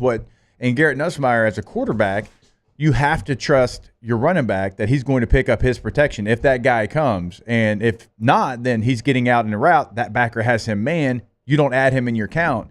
And that's something that has to get cleaned up as well. Yeah, the backs that's a complete missed assignment. Yes, the backs have to define, is it max protect? If they're not coming, get out. Get out into your route because your quarterback needs to count on you that guy's not coming. And also like that you're an option as far as the check down. Yeah. Well, and if he does green dog it, which is where, like Jake's talking about, the linebacker has a running back man. He sees he's blocking, so he says, okay, well, I'm not going to be wasted. I'm going to turn into a blitzer. If you get out on a route, well, then in theory, you're open. You're still going to probably, even on a 3rd and 10, the defense probably likes forcing you there, but you can still make a play. Yeah. With the ball in space. Even the 3rd and 1, Jake, before that, where Nuss's arm gets barely hit enough from behind for the ball to sail. That was between the running back and the O-line, where I think Williams got to be quicker on his scan. Kind of committed to the inside. He didn't get back out fast enough, and he ends up getting on Nuss's arm, and all of a sudden you're 3 and out. So the running back rotation is one that I think you'll see a little bit different. I'm not just talking about Caden Durham, which we will certainly get to him because, my God, I've been calling for you got to get more than the play gives you, which he did, which we'll get to. But even on the broadcast, I didn't even mean to. It just kind of happened organically. I'm like, hey, they're falling into a tendency. Like from up here in the booth, I can tell which running back is in for what kind of play. Yeah. And that was in the first half. They did a really nice job of adjusting to that in the second half because then they mixed it up. But in the first half, it's like, all right, well, if Caleb Jackson's in the game, he's either free release or getting the ball. Josh Williams is your protector. He's going to be in there on 3rd downs. He's either blocking or getting out into a route. Those are the things that you try to fight against. I thought it was a nice in-game adjustment because in the first half, it was pretty easy to tell. It's actually such a good point because I want to say, and they ended up getting the first down here, but on the 3rd and 6 in the final touchdown drive, you brought Josh Williams in, and then you actually ran the ball. Yep. So they were clearly trying to catch him unawares and break tendencies. Now I got to 4th and 3. You made the play on 4th and 3, but I hadn't connected the dots of breaking tendency. I knew it was that's kind of an unexpected time to run the ball. You know you're going for it. Smart. But I hadn't connected the dots of you're also breaking personnel at that point. Yeah, you're because of Josh Williams being in there, the situation, you're thinking, okay. It's a pass. Yes. And then also, like you said, you're going for it, and so let's make it a more manageable, or we can bust it because remember, Caden Durham's first touchdown run, that was a 3rd and 9. It was a 3rd and 9 play. They ran the football, and he hits a 27-yard touchdown. So that's also you don't just break tendencies by your personnel. You can do it by your play calls as well. And the more you went along, the better it got. And when you're trying to figure out, when you have a running back by committee, and you're trying to figure out, okay, what does everybody do best? And also, how do we make sure we don't fall into those tendencies? And so I think the running back rotation is going to get cleaned up a little bit. Yeah. After what Caden Durham did, I think he is right now going to be your lead back, and then Josh Williams is going to kind of be that one that comes in there and, hey, I got to trust this guy, although he's got to continue to get better in that situation if he's going to be that guy. And then you're looking for more from Caleb Jackson right now. And I thought Josh Williams did a bit better with the ball in his hand than I felt like live on Saturday. Caden Durham obviously did the best job. Josh did okay. But yeah, we got to talk about Caden Durham, man.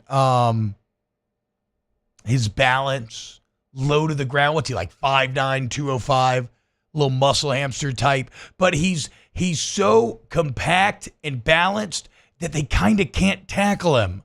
That, you may be way bigger than him, but he's such a small target. It's almost like work done where it's you just can't Clyde get it. used to be too. Yeah, you can't. Yeah, exactly. It is like Clyde used to be more. That's a more apt comparison. You can't get a good shot at him. And he's got sweet feet. The play that we should show, Jake, if we want to show sweet feet, is a gap scheme that worked at the end where the end zone view, it's unbelievable. I can clip it. How he manages to leap over a tangle of feet in the backfield, make this quick, choppy feet cut, and then get out for a 20, 30-yard gain. So, okay. The thing that you have to do if you want to be a good running back, a great running back, an elite running back, whatever, at any level, but certainly at this level, the offensive line is going to hopefully do their job. But the thing is, the defensive coordinators, they get paid too. And now the players, they get paid. Okay, so you're going to have to do more than the play gives you. You have to. Yeah. You can't, if the play gets you 3 yards and you get 3, that's not good. That is not a positive play. In fact, if you were getting graded in the NFL, you get a negative check mark. Okay? The play gets you started, and then your play takes over what you get after that. You either get stopped at the line right there at that 3 yards, or you get pushed back, or you make a guy miss, or you break a tackle, or you run somebody over and go forward for 3 more yards. They were missing that, and you have to have that. The offensive line is going to do their job to a certain point, and then you have to take it over. Caden Durham was the first time that I think we saw a running back for LSU this year consistently get those yards that we're talking about. I guess like the Emory third quarter would be the only other time, and even then it wasn't as good. But even John or as was extended. just a great run. Yeah, it was a great block. He hit the A gap, and then he was off to the races. And John did on the sideline, even that pass he caught, he did make you pay. That's what we're talking about. Yeah. If you only get what the offensive line blocks, that's not good. That's a bad day. And so you have a back that was creating on his own. Now, I don't know the official number of broken tackles, but I bet it was double digits.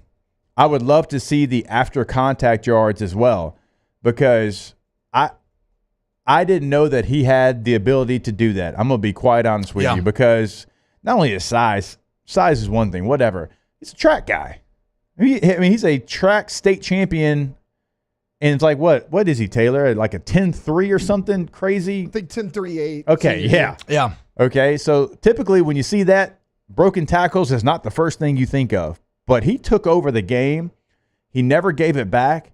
And the first guy, I don't think ever got him on the ground. And that's what you need from these LSU running backs, because before that point, you were getting stopped right there, or you were even getting pushed back. That's all backs, not just one or two.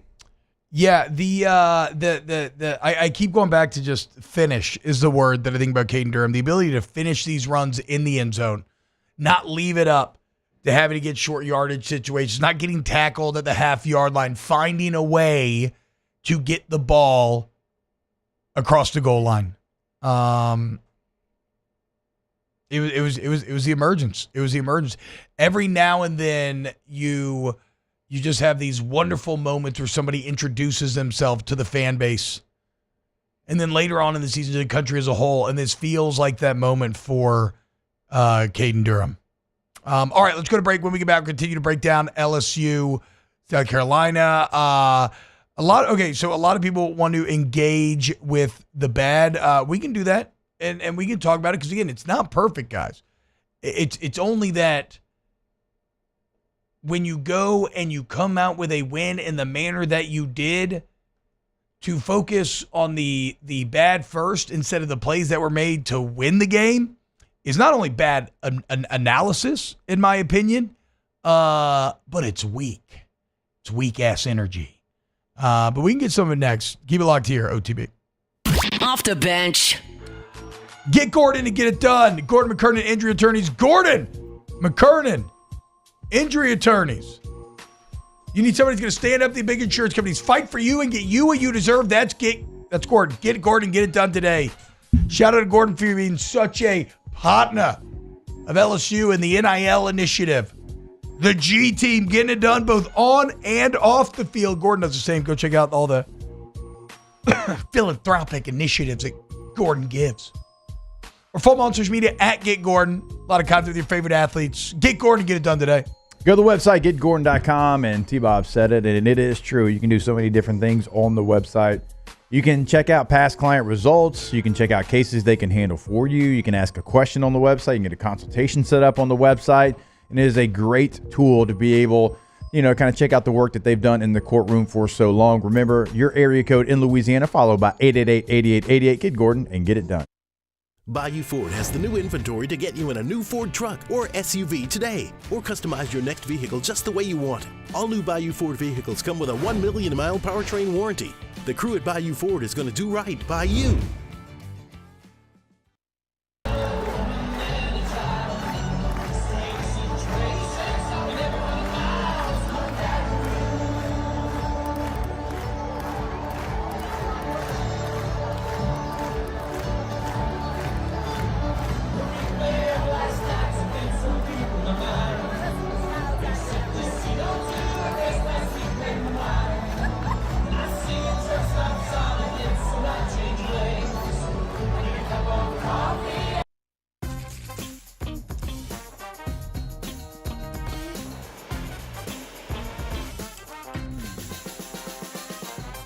The best kept secret in town is out. Discover Tallulah at the Renaissance Hotel on Bluebonnet. Parish Construction and Roofing. You can't win a championship without playing defense. Go to parishbuilt.com and sign up for the priority emergency list and man up on this storm.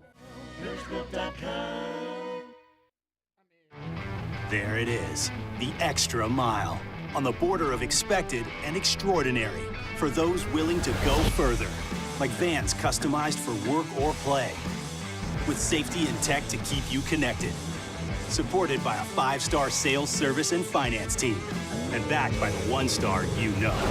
So go the extra mile. It's never crowded, because so few have what it takes to go there. Mercedes-Benz Vans. When it comes to ending cancer, we push forward, always working together for you.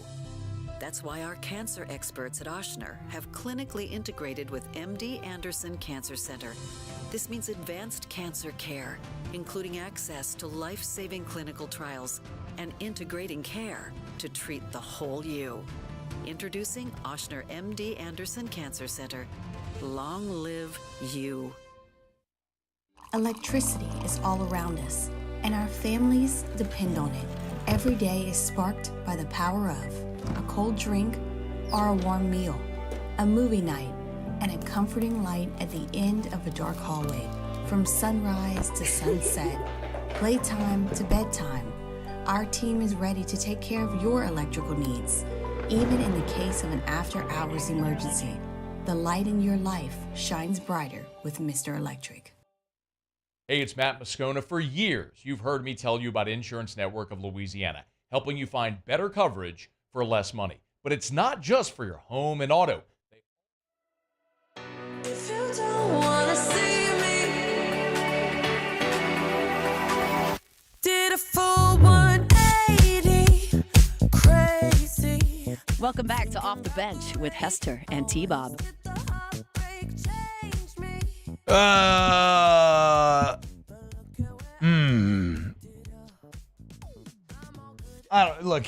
Imagine this. I think people are failing to engage with nuance. Guys, I'm not saying that I think LSU is a team of the caliber of your Georgia SEC.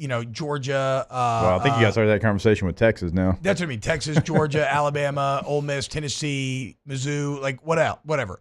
Now, I do feel, better. I feel like they're closer to that grouping than I felt like coming out of Nichols. And really, that was my goal for the entire week. But, I've let go of any of that expectation. I'm meeting this team where it's at.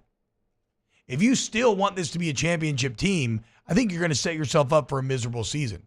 I'm going to go game by game and objectively analyze what I see. And yes, it's a flawed team. Duh. Look at it. It's very clear. It's a flawed team, but it is better coached than last season. There is a lot of mental and physical toughness.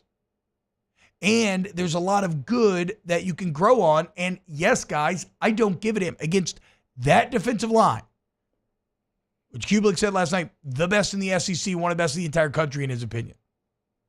See that, and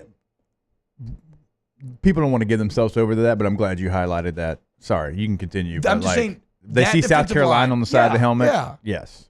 And it's because the offense does suck, right? The offense is not good. And Lenore Sellers, I think, is going to be very good. Whatever. They've got Rocket Sanders, and that's their guy on offense. Yeah, their O-line's not that good. No, they're not. At all.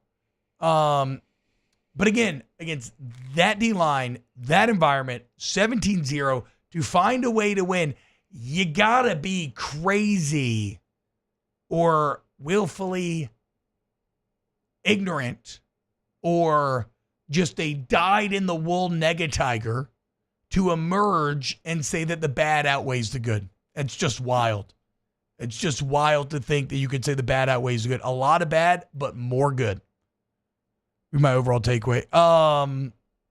Emory Jones is incredible this game. Absolute lockdown. Yep. I mentioned this is the first time that Will Campbell's ever kind of struggled. I got him losing 3 pass reps, which, normally that number is 0. Emory Jones lost nothing. Nope. He shut down Dylan Stewart all day. And these are some freaky pass rush moves by Stewart. But Jones was just so composed, and Kennard when he got the chance. Jones was just so composed and so athletic and had his feet under him and just, it was awesome. It was crazy. I thought Jones and Dellinger had their best pass protection games. Yeah. Dellinger's somebody that missed last week. And, I think, what was it, concussion, if I'm not mistaken? I believe that's what he had, right? Yes.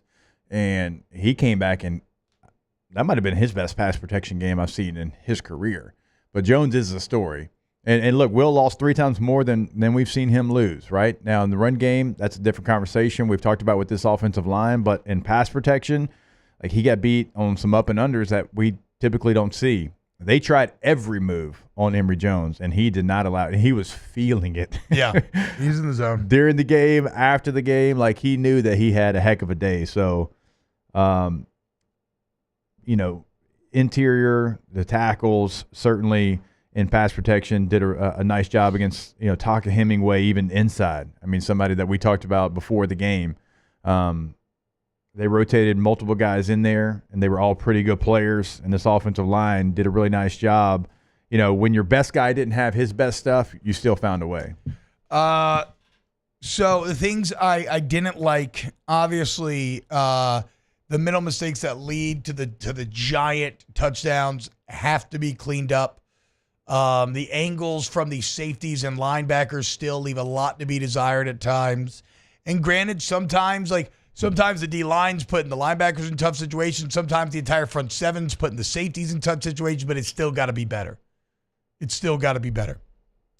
How do you like the like on the last drive, the shot they took to Kyron Lacy, which hopefully I can clip that play. I just want to show the throw from Garrett Nussmeier when he threw it. Like, pulling Garrett Dellinger on that play to help on the edge. Like, you got action going away. The puller's going the opposite way. Mason Taylor's on the edge rusher, and you pull Dellinger to help him, and you're just kind of squeezing everything else down. I think it worked especially well in this game plan. You used it a couple of times because not only does it kind of influence the action in some ways to get them going the opposite direction of where the ball is actually going to end up, but again, South Carolina's game plan was so much of, if we see a puller or we see a guy blocking down, like, we are shooting. Yeah. So it felt like every time you ran that kind of counter pass action, that the linebackers got sucked up a step or two. So yeah, I thought it was great design. Okay, Siri said he was not sure. Relax. Okay, I think I watch more football than you have. Probably not, actually. You're an AI. That's true. Things I did not love. Look, 3rd and 1 from the 1. I think you have to be able to run it twice and score. Obviously, I liked having Gabriel Relaford in there. He had a really good block on the 3rd and 1. Everything got gummed up and you got shut down. And it's a deal where it's interesting because, yes, objectively, I really like the 4th down call should have worked. But Kennard made a great play. Yeah. And he completely blew it up. Josh Williams was wide open. Kennard just made an incredible play. So it's tough as an OC because you're like, man, I made the right call, but you do accept risk when you call sort of a more finesse kind of tricky play like that. So that was disappointing. But then, I like to give credit, a little Posey burger here. So I'm going to criticize the 3rd and 3 call from the goal line when you had to have it was absolutely beautiful design, where he influenced everybody to the right, and then you have Mace Taylor and C.J. Daniels. But more importantly, you have C.J. Daniels going back in the back of the end zone, Taylor in the front, and so you have a little high-low for Nuss to read that put the defenders in an absolute blender. So again, you screw up one call, you got to get better there, but then you make a perfect call next time. Yeah, I like the Kyron Lacy 12-yard touchdown right there. That was a nice play call. It got him started as well. So there was a couple of times. Now RPO. And really nice job of riding it. And even though there's no threat of Garrett pulling the ball, which we can certainly come back to, thought that was a nice play design at the moment to get him involved into the game plan because he wasn't before then. I did like seeing Gabe Relaford at fullback. I was talking with our guy, Cornbread Cowboy, and I said, you know why we won the game? We played a fullback and you didn't. He said, dang, I agree. So, he didn't say that. But, 3 times in a row going to the well too many times. But I do like it as a change of pace because you're not great right now. You're not great in short yardage situations. You've got to go way up from where you currently are, and they're trying to find ways to do that. All right, when we get back, let's continue to break this game down. We got weekend winners coming up. The Cans coming at 9:30. We got Hold the Mayo. Keep it locked off the bench. Off the bench. Hey, guys, check it out. You just got engaged. Congratulations, okay? And I'm going to give you some great advice here. You want to show your new fiance that you care, that you give a damn, that you're so excited to be married. Show that you're going to be involved in the process. Go to oakparkevents.com. That's PARC, and book a consultation for their 2 unique venues today. There's Oak Lodge, there's Park 73. What I can promise you, I don't know which one you're going to like better because they're different ones. They're both great. Oak Lodge, think like mahogany, leather, brass, one of the most beautiful bars you'll ever see. Park 73, a little more green, a little more wide open, a little more outdoorsy. But the point is, for over 20 years, we've done thousands of weddings, and you can customize it to your liking. Multiple venues, whatever menu you want, we do everything for you. So congratulations on getting engaged, fellas. Set it up, show you care. Go to oakparkevents.com. There it is, the extra mile, on the border of expected and extraordinary, for those willing to go further, like vans customized for work or play, with safety and tech to keep you connected, supported by a 5-star sales, service, and finance team, and backed by the 1-star you know. So go the extra mile. It's never crowded, because so few have what it takes to go there. Mercedes-Benz Vans.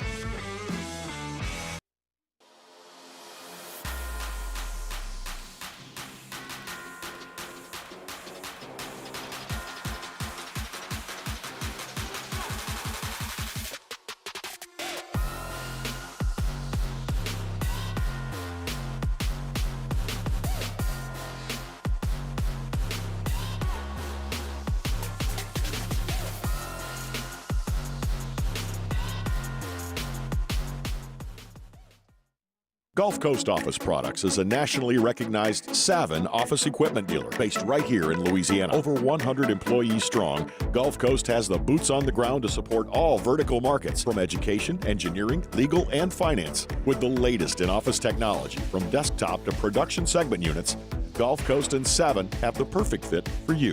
Call 225-756-2644. That's 756-2644 for Gulf Coast Office Products.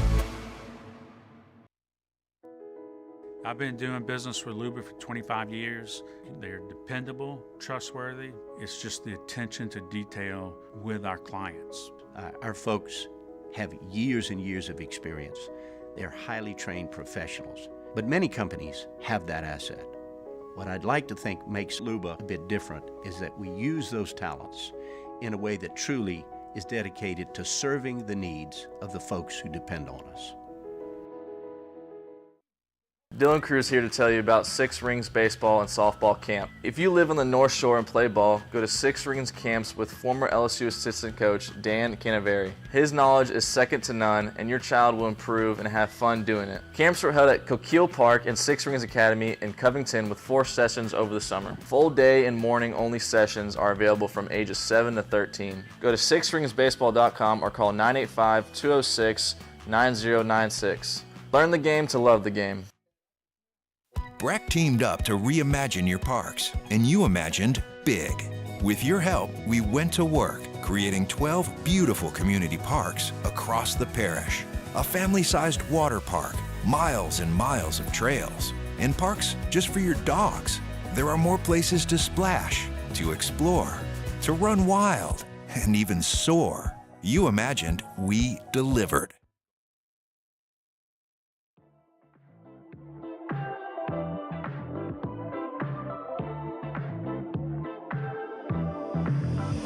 Now he's thinking about me every night. Oh, is it that sweet? I guess so.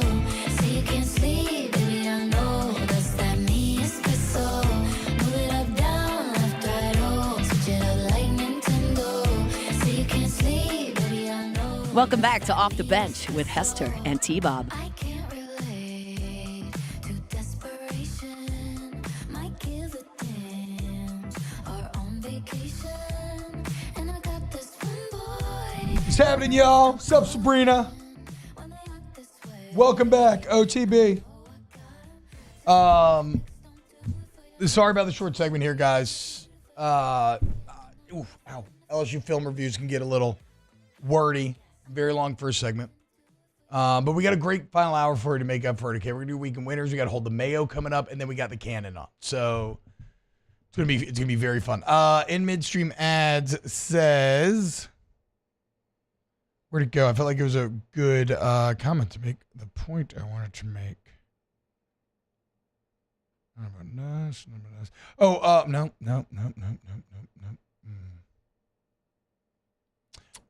The one that says something you sunshine pumpers don't understand is we as fans expect LSU to contend for a playoff spot. We're farther away from that today than we were in year number 1. Okay, so I would say this. First off, I don't think objectively that's accurate in the year 1 comparison, because at this point in year 1, had you already lost to Tennessee again? Maybe you had just beaten State. Like, year 1 finished very strong, but did not. It looked worse than this early on, easily. Not even close. So I don't agree with that part of it. Secondly, what I wanted to highlight was, yes, it's kind of what I'm getting at, guys. If you're approaching this season where if LSU's not a playoff team, I'm going to hate it, then okay, then we have nothing to talk about. That's fine then. Like, you are that is well within your rights. And I think that's going to be a recipe for you being very upset the majority of this year. I see a team that is flawed, but has better coaching, and that just showed me a lot of toughness and confidence and physical and mental toughness. And I like that. I applaud that. And I'm going to get behind that. And I think the good outweighed the bad. Do I think this team is great? No. But what I need them to be, like I said the other day and all week last week, is better than the rest. And what they showed me on Saturday is that, yeah, maybe they can be. And then maybe you punch up in one of those games. Maybe you catch Ole Miss or somebody unawares, right? And then you let the chips fall where they may, and maybe they out-exceed expectations. But just be careful. You're going to make yourself miserable this football season. Hour 3 next. Off the bench. Go to K to Z window coverings, KTOZblinds.com, KTOZblinds.com. You go to K to Z window coverage today, you get those window coverings that, wow, Brandon and the team are going to blow you away. Exterior shade with style. Let them come out to your home, tell you exactly how sunlight interacts with your home, and then give you a number of different options about what to do, both aesthetically and functionally. You would drop down automatic shading, either inside, outside, maybe keep you cool while you're grilling, chilling, save your money, heating, get the glare off the TV. Look, all this and more. It's all at K to Z window coverage. Yeah, go to the website today, see what they can do for you, or better yet, have them come out to the house, because they're going to know exactly what they can do for you and what they should do for you. That's what they've done for me. They've done it for my dad as well. They come out, hey, this is going to help you. This is going to change multiple places in your home, not just where we put it. K2ZBlinds.com. Bayou Chrysler Dodge Jeep Ram has back-to-school savings like $16,000 off 25 Ram 1500 trucks. We're open for business in our beautiful new showroom and taking $16,000 off. All new Bayou vehicles come with a complimentary extended warranty. The crew at Bayou Automotive is going to do right by you. Gulf Coast Office Products is a nationally recognized Savin office equipment dealer based right here in Louisiana. Over 100 employees strong, Gulf Coast has the boots on the ground to support all vertical markets, from education, engineering, legal, and finance. With the latest in office technology, from desktop to production segment units, Gulf Coast and Savin have the perfect fit for you. Call 225-756-2644. That's 756-2644 for Gulf Coast Office Products. Parrish Construction and Roofing. At Parrish, we've got you covered. From the top of your roof, all the way down. Parrish Construction and Roofing. Parrish built. Parrish built. Parrish built. From your hometown, ParrishBuilt.com. There it is, the extra mile, on the border of expected and extraordinary, for those willing to go further, like vans customized for work or play, with safety and tech to keep you connected, supported by a 5-star sales, service, and finance team, and backed by the 1-star you know. So go the extra mile. It's never crowded, because so few have what it takes to go there. Mercedes-Benz Vans.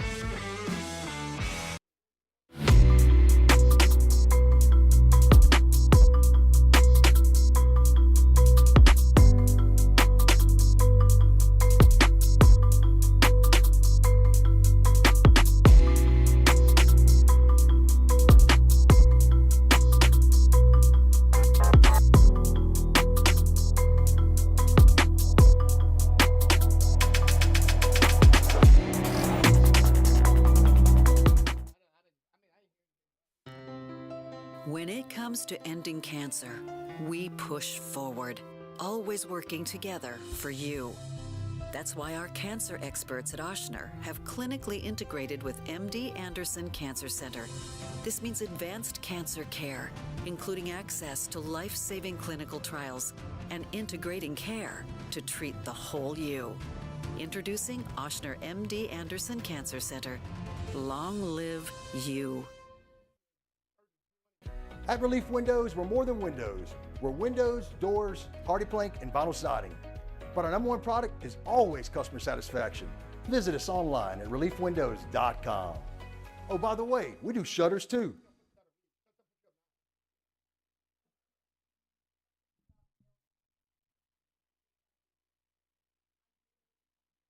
It's just a tough call to make there.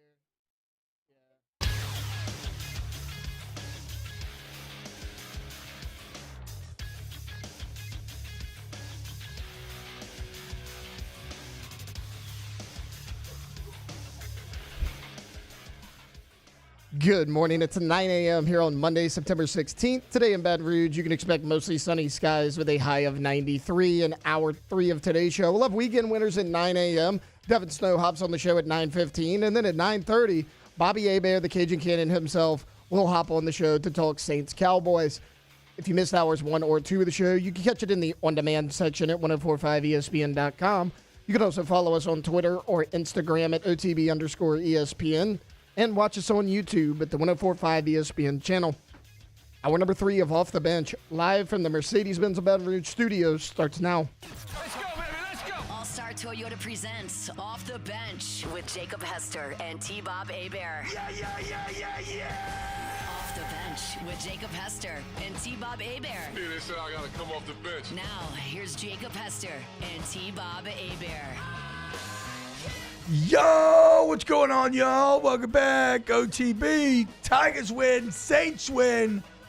Great weekend of football, guys.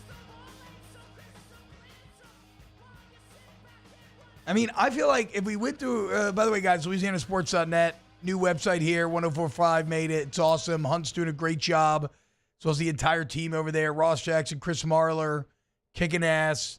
I want to say all the score predictions were basically what happened, right? It was all like 3 points. Mine was 3, but 4 points. Mine was 24-21. That's what I'm saying. But, like, you knew this game was going to be close. It was. LSU found a way to win. Hell yeah. How dare them? It's going to be a very fun hour this hour. Let's go ahead and dive in to some weekend winners. That's how winning is done. That's right. We can't have anyone freak out there, okay? We've got to keep our composure. We've got too far. I'm by winning. I win here and I win there. Now what? Are you doing what it takes to win a championship? Wow, winning. Well, then I guess there's only one thing left to do. What's that? Win the whole thing. All right. I'm going to start in hater mode here, because only Mark Poops could somehow turn what was a badass, gritty, dominant performance from Kentucky into such a bitter disappointment for his fan base. As Kentucky takes the number 1 ranked Georgia Bulldogs and gives them everything that they want, and it wasn't fluky. They beat him up on the lines of scrimmage on both sides of the ball. What's his name? Dimash Suno-Karmbe? Feel like I heard the name 1,000 times. So here's the situation, those guys. So you lose 13-12. How could Kentucky fans emerge out of the game upset? Because, Jake, you have the momentum. You're down 13-12. You're driving the ball. You're in Georgia territory. And with 3 minutes left in the game, you punt the ball willingly on 4th and 8. You gain 15 yards of field position, maybe 20, maybe 25. Instead of having it at the 45, they get it at the 15. You're at your opponent. Your kicker's already made 2 50-plus yard field goals. You have the ball. You have the initiative. You punt it back to them knowing Whether their drive starts where you are right now or starts 20 yards that way, 2 first downs ends the game. Mark Stoops, you effing coward. That was the worst, most afraid to win decision I have seen in years. I cannot fathom the world in which we live, in which you chose to punt the ball back to maybe the consensus number 1 pick, a Heisman candidate. You gave the ball back to the Georgia Bulldogs, knowing they needed 2 first downs to win the game, instead of trusting your quarterback and just taking a shot and trying to win the game. Pathetic. Absolutely pathetic. Worst decision of the weekend. And erased all the good that you had done up to that point. I know. I was so happy. I was like, how am I going to get over T-Bob and just Mark Stoops all day long? And then he did that. I know. What he did is he allowed, and I told you this yesterday, he allowed the 2 pressures on Brock Vandagriff to affect his decision. Yeah, he got freaked out. He got scared. You should have said, okay, well, every play's different. Let's, figure out a protection to protect our quarterback, and let's go try to win the game. All you needed was a field goal. And your guy had already made 2 50-plus yarders. He's on fire. Like you could have kicked the field goal. Right, you could have kicked the field goal and never even given Georgia the ball back. You had the initiative. In military engagement, the initiative is everything. You don't give it back to the opponent, Mark. Or you do. You missed a chance to get your 3rd win over an SEC team that's going to finish with a winning record. Damn. Maybe 4th win. I don't know. See, that's a step too far. You don't need. Why? It's in his career. It's 10 years. I'm just saying. You don't even remember Kentucky on Jefferson Pilot Sports, and it shows. I don't need to. In this new era, anyways, you got to stop trying to hold Kentucky down by what they have been. They can be better. I don't know. They have the money. Weekend winner, Team OTB. All of our teams outside of Taylor's Cowboys won this weekend. LSU, the Chargers, even when Alondra used to root for Texas, they were able to be victorious. The only one that did not win was the Cowboys. Yeah. Arch. Or Tay-Tay. Yeah. Arch. Outside of that, though, good weekend. I told you earlier, it would take a lot to put me in a bad mood after LSU wins. I Well, pull for the Cowboys. Look, whatever but it ain't defensive the same. defense mechanisms hard you're to, trying to work here, we get it, dude. We get it, dude. So I haven't. Okay. You had a Micah Parsons jersey on Friday. I did. So With we the know. cowboy hat on. You didn't have an LSU jersey on. Well, the LSU jersey wouldn't have pissed off T-Bob. I just did that to make T-Bob mad. LSU 100% better.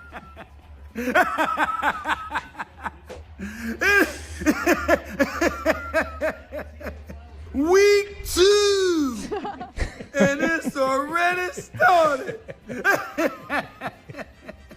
How about them Cowboys? The pronunciation of 2 is what makes Stephen A. the GOAT. 2. All right, who's next? I'm gonna have to give weekend losers to the entirety of the South Carolina fan base. What? Because They were awesome. they are being so annoying about the refs. Like every Oh, single yeah, I mean- thing that I've seen Yeah. calls mount for LSU South Carolina officiating crew to be investigated after Saturday's game.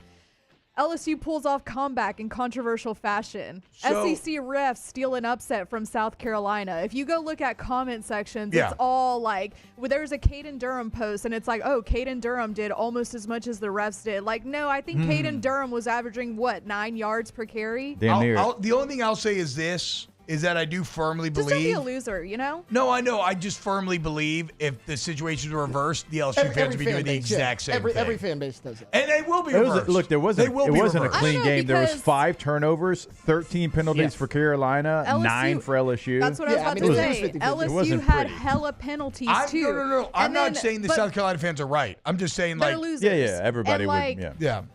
I could say the same thing because y'all know, like, I love me some Joe Burrow. So I was going for the Bengals real hard yesterday. I could sit here and be like, oh, the refs cheated the Bengals out of a win yesterday. The Chiefs do it again with the refs, but I'm not sitting here saying that. Yeah, it was the right call, but like I said yesterday on Twitter, NFL, can we get a new main character? Yeah. Can we get like, why one? Patrick Mahomes? I mean, I Why mean, no, is I he- understand enough. why Why is Patrick, he but the like, chosen why does one? every game have to come down to us having the conversation of, actually it's the right call? Like, can't the call not happen once? Yes, couldn't you just not call it once? Yeah, What can you was just it, like the 50-50 call? Well, just everybody was not up in go arms their way? last year. Who was it? Kadarius Toney that was lined up offsides in the game-winning touchdown pass. It was last season. Yeah, that's right. And they everybody's got like, "How do so you make mad. that call?" And I'm like, "That was the correct call to make, guys. Like, just because it went against Patrick Mahomes." There we go. Look at Tay. That's a good counterpoint. It is. Go Tay. I'm just saying, like, they've won enough. Week. Get another one. Yeah, it was a really good game, though, otherwise, despite I don't know Joey that I've ever B seen losing. Joe Burrow that mad. So mad. Like, I've seen him mad after a loss. Yeah. That one hurt him. Bro, I think he I was knows. like, calm down, babe. He knows. Yeah. They 0-2 again. He knows they had done enough to win that I game. know, but Taylor was saying this last week. Like, they always start off. Third year in a row. Yeah. 0-2. It doesn't matter. At a certain point, you can't do that. No, I understand. You're just that. playing with fire. Yeah. Well, and like think about what lost them the LSU game. losing, It was nothing. what, the Chiefs 5 did. openers in a row? Yeah. Too real, Alondra. Okay, pump Yeah, it. you need to chill out with My that. bad. Pump it. Chill. Back it up. All right. Back that take up. I backed it up. You a big fine woman wants you back to take up. All right, weekend winner, Sam Darnold. Yeah. And I hate to do this. Guys, I Somebody- told you last Sam week, Darnold. maybe Sam Darnold could be good with O'Connell and these receivers. Somebody on this show has always been very critical of Sam Darnold because of the interceptions. I don't remember who, probably T-Bob. We don't need to get into specifics on who has Probably me, criticized I don't Sam Darnold the most. But he's been awesome, guys. Has any of us said good things about Sam Darnold? No, I was referring to myself. It's Oh, me. okay. I've Okay. been trying Sam My bad. Darnold pretty consistently for however many years he's been in the NFL. But he's looked really good. I mean, you beat a really good San Francisco 49ers team in a game where you had the lead. Then the 49ers come back. It looks like you're going to do what you do, right? You threw an interception earlier in the game, and hey, Sam Darnold's going to Sam Darnold.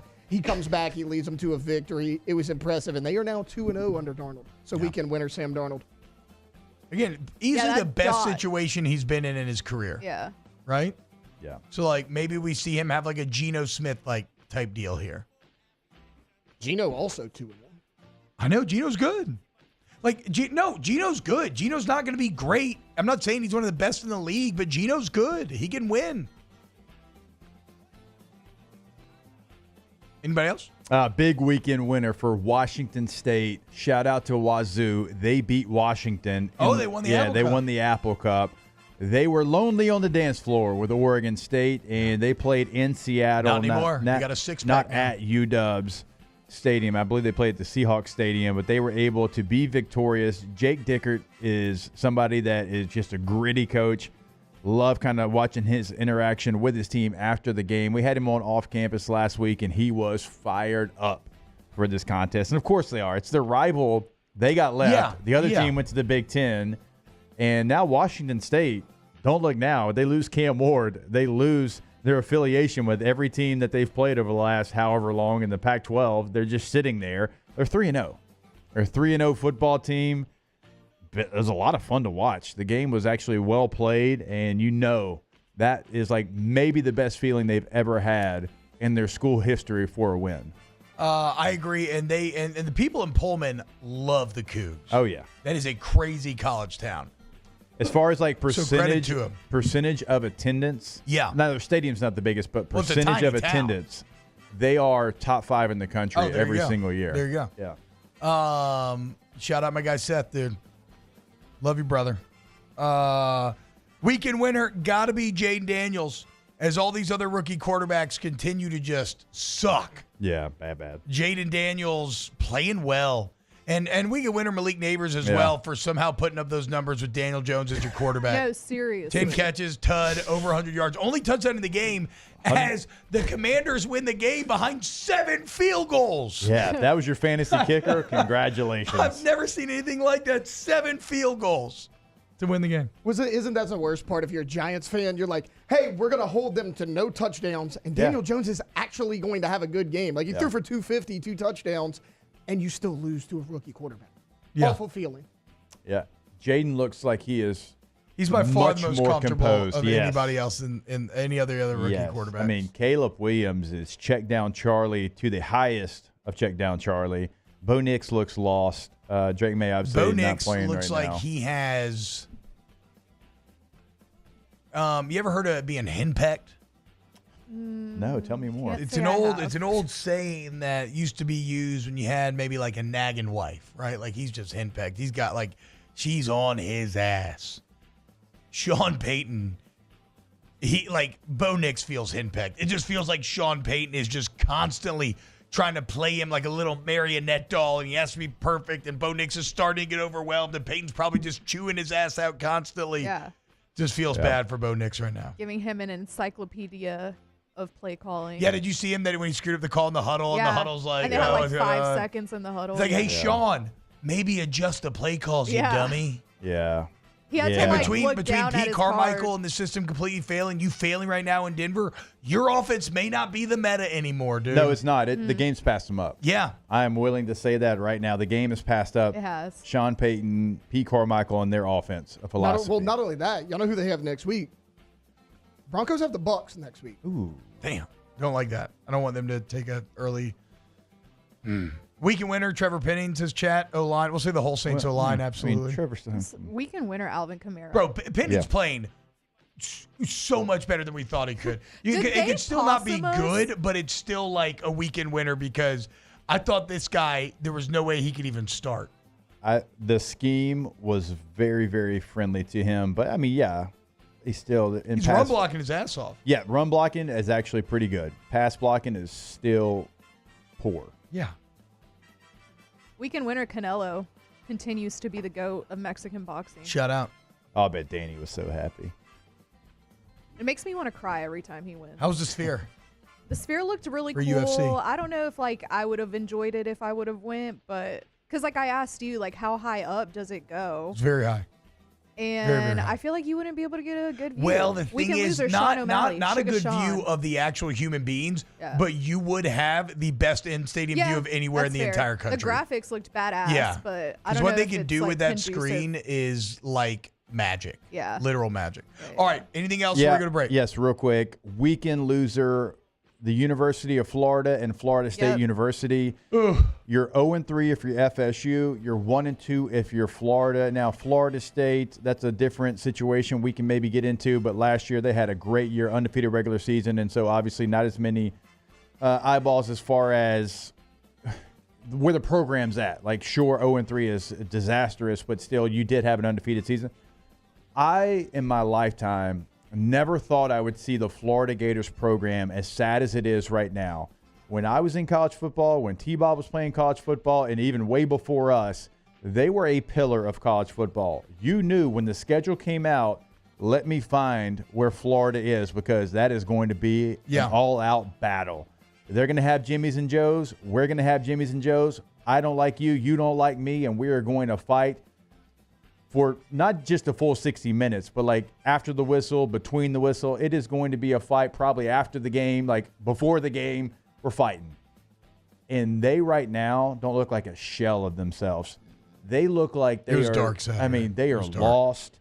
They have no mojo. It was dark. You're rotating quarterbacks. You're trying to Rotating find quarterbacks as you suck is a way to Oh just make my your fan base God. want to throw you into the seventh circle of hell. I mean, I don't know how they win a meaningful game this year. They just Billy Napier has to go. I don't care how much the buyout is. Yeah. You got to raise the funds, $20+ million. They need something new. This is the type of failure that gets Strickland fired, Yeah. the president Oh, yeah. fired. This gets everybody fired. Yes, the board of supervisors is right now certainly having those conversations. And how about Jesse Palmer roasting that fan in the stands? That was Calling- hilarious. Saying basically, look, I'm an expert on relationships. I freaking host The Bachelor. I didn't hear that. And this dude's in the friend zone. He's just clowning some dude for being, and I was it's watching so on the obvious. plane It's on the way so back, so bad. I didn't have Oh, it's audio. So sad. It is, because he's like, He's friend zone. yeah, and she's kind of just ignoring him. Yeah, and he's so We can find excited. the clip. He's And so If we have excited. time, play it later. But All right, let's get to Dev real quick. Then we got Cannon coming up after that. Keep it locked, OTB. Off the bench. Go to All-Star Toyota of Baton Rouge.com, All-Star Toyota of Baton Rouge.com, All-Star Toyota of Baton Rouge. Look, man, you're buying a Toyota certified used vehicle. You still want to, you're going to get a great price, right? But you still get that excellent Toyota warranty coverage that you customize how much you want to do. So, like, a lot of times you'll come in for a service, you won't even open your wallet. You're good to go. But look, whether you're buying new, used, take advantage. Right now, we got some great deals going down on a 2025 Toyota Tundra, 2025 Camry. They're all there for you. Check out the hybrids as well, where you save a ton of money on gas, but you don't have to worry about like finding a charging station or sitting there for 20, 30 minutes. Electric nerds. All-Star Toyota BatonRouge.com, All-Star Toyota BatonRouge.com. Go to the website today to check out what they have for you. Like T-Bob said, something for everybody. There at All-Star, that's buying new, that's leasing, and that is renting. And so if you've got a plan to go watch the Tigers play, remember coming up here in a couple of weeks, they got trips to Fayetteville and Gainesville back-to-back weeks. If you want to rent that Toyota, call Miss Lisa Sessions today to get that reserved. All-Star Toyota of BatonRouge.com.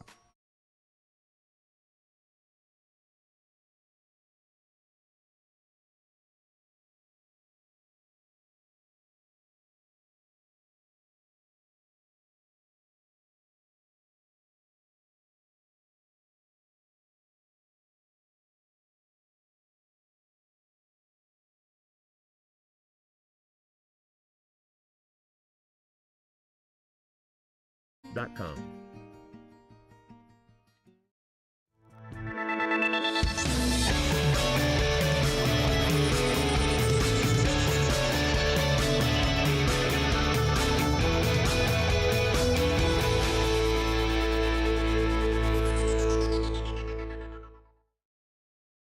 We're Rev Business, a local provider with nearly 90 years of experience. So when it comes to business in Louisiana, we know that personalized service is key.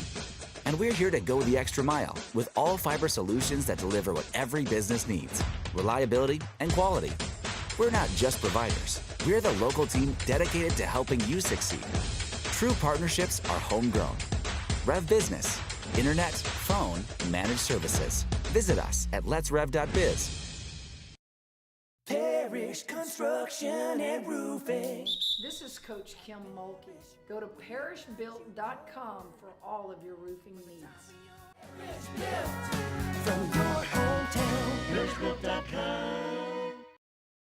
The Windsor Senior Living Community in Mandeville, Louisiana is a beautiful, vibrant apartment community geared toward seniors. They are nestled right in the heart of Mandeville, where seniors live a more carefree lifestyle in spacious apartments with the peace of mind that comes from having a little extra help. Call the Windsor at 985-624-8040 to schedule a lunch and tour. Come see how the Windsor can be your passport to peace of mind. Electricity is all around us, and our families depend on it. Every day is sparked by the power of a cold drink or a warm meal, a movie night, and a comforting light at the end of a dark hallway. From sunrise to sunset, playtime to bedtime, our team is ready to take care of your electrical needs. Even in the case of an after-hours emergency, the light in your life shines brighter with Mr. Electric. Hey, it's Matt Moscona. For years, you've heard me tell you about Insurance Network of Louisiana, helping you find better coverage for less money. But it's not just for your home and auto. They also offer commercial property. So, retail stores, professional offices like doctors, dentists, attorneys, clothing boutiques. Insurance Network of Louisiana can find you better coverage for less money. They service the entire... Baby, this is what you came for. Lightning strikes every time she moves. Welcome back to Off the Bench with Hester and T-Bob. Yo, what's happening, y'all? Welcome back to OTB. Hey, real quick, guys. Windows, doors, and siding. You want Tommy's windows, doors, and siding? Go Tommy's.com. That's G-E-A-U-X, Tommy's.com. You need hardy plank or vinyl siding, wood or vinyl windows. You need any type of door. Go to Tommy's. You have any damage or in the storms or anything, make them a bid on your project. Have them out to your home. Get that free professional estimate and let Tommy show you why he and the team are the correct answer for the job. I guarantee you will be satisfied. In fact, I'm so confident. That's why I tell you, just make them one of the bids, okay? And let them prove it to you. They are the best. They're efficient. They're reliable. Do everything that they can every step along the way. GEAUX Tommy's.com. Dev. So, guys, and look, if you're listening and I don't know what's going on, like we're having a little bit of technical difficulties for whatever that's worth here in the studio. Dev, what's up, though, brother? How we feel today, dude? Spread quarters was popping off after the game yesterday. Feeling great, bro. The Saints own the Cowgirls. Yeah. I mean, we talked about it last week, and here we are Monday morning. Yeah. We play up when we play the Cowgirls. And boy, did we play up. Hey, how about the crowd, though? How about all the Saints fans inside of Jerry's world? I mean, the Cowboys typically take over like a road venue, and we know the Cowboys fans are kind of everywhere, but the Saints fans showed up. Yeah, you could hear them. Like when they made a bad call, Yeah. the Saints fans were booing. So, there was a lot of Saints fans there, straight up. And it just goes to show you. And we travel well. And, dude, we believe in this football team. It's crazy. With 2 weeks ago, you know, if you said that this offense would be the most feared offense in the league, somebody would have told you that you were smoking grass. I mean, let's just be More honest. than grass. Probably more than grass. You're probably getting into fentanyl. Yeah. At that point 2 weeks Yeah. ago. Right. Yeah, you're probably needing a spoon and some extra stuff there. So it's just crazy, man. Derek Carr right away. It's, you know, if anybody wants to print out the Derek Carr apology form right now, I'm getting pretty close, dude. I mean, if you can't give yourself over now, it's not to say that everything's going to be perfect this year, but you might as well enjoy it because it has been, well, actually perfect thus far, which is just insane to think about. Outside of Carr, Dev, what's been your favorite part about this team thus far? I mean, dude, you got to say the defense as far as like they getting turnovers, you know, they get into the quarterback. Maybe, you know, Chase Young's not getting a full sack, but he's getting a half a sack. Mm-hmm. You know, we get in the pressure, we get in the turnovers. They fly into the ball. There's never a play where there's not 6 Saints players right there ready to make the tackle. Just a ferocious defense. It don't matter who we playing. They better pack a lunch, but his defense is nasty. Dev, I don't know. I mean, if you talk about all-time great Saints, fan favorite Saints, Alvin Kamara has to be near the top of the list. To me, that's been my favorite part, is seeing him show that, no, I still am supremely talented. I was just put in awful situations the last couple of years because he looks as big, as strong, as fast as ever. Yeah, the screen pass. I mean, if that don't bring a smile to your face. I know. That's what I said too, bro. And the best part about it is they released the Cowboys like radio, you know, talking about the game. I They were haven't listened to commentating it the game. yet. Yeah, and they were like, yeah, Alvin Kamara really don't, you know, he don't really get the ball as much as he used to get it. And dude, the next play, he screams to the house, and it's like, yeah, this is it. And dude, plays like that. If you look in the history of the Saints playing the Cowgirls, that's what we do against the Cowgirls. I remember Reggie Bush doing the same type screen to the left side. Yep. That's what we do. We make big plays against the Cow. Build the nicest, fanciest, most expensive stadium that we could come into, and we're gonna ball out, bro. It makes me fun. It's better than beating the Falcons to me. When you could go to Dallas, the most media hype team the last, I don't even know how many years, 40 years. NFL history, the media constantly talks about. We go in there and just destroy them, bro. It's not even a chance. Dev, sorry, go ahead, Jake. Yeah, Dev, I want to ask you about Tyrann Mathieu, a player that we obviously all love. I think his level of play has actually been, pretty steady since he's been a Saint, but there was an extra pep in his step yesterday. I mean, that looked like about 5 years ago, Tyrann. Like, just to see him play for the Saints, to do it against the Cowboys, like, I know for me, like, man, that was like maybe one of my favorite parts was watching Tyrann just – and, like, I really almost, like, appreciated him being back in New Orleans more yesterday than ever before. Yeah, second week in a row, too. Yeah. And he made that one small mistake I literally said would never happen again. You'll never see that happen again. And that was a pretty crazy move by CD. To hit that cut out of the air, to hit that crazy duck cut out of the air is pretty wild. Yeah, it was almost like flashbacks of Minneapolis Miracle in a way. But, hey, the next drive, dude, he takes the soul out of Jalen Tolbert on the sideline. Yeah. I mean, dude, one of the most vicious hits you'll see. And then he winds up getting the pick. Honey Badger is definitely, he's more than relevant. This dude's still a playmaker. So I love it, man. If you think that him being in New Orleans playing for his own home city doesn't make a difference, I mean, that I don't want to say it revived him because he was never dead, but right, it definitely adds a spark. I mean, he played 67 plays yesterday, which was tied for most with Demario Davis on the team. Graded out as the third highest defender on your team, was incredibly balanced as far as run grade and coverage grade.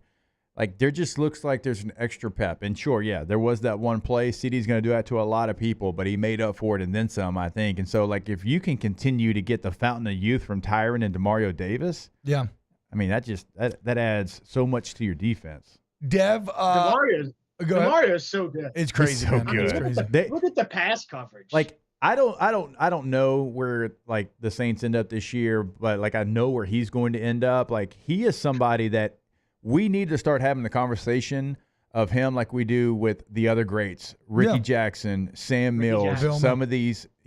I think he's past Vilma.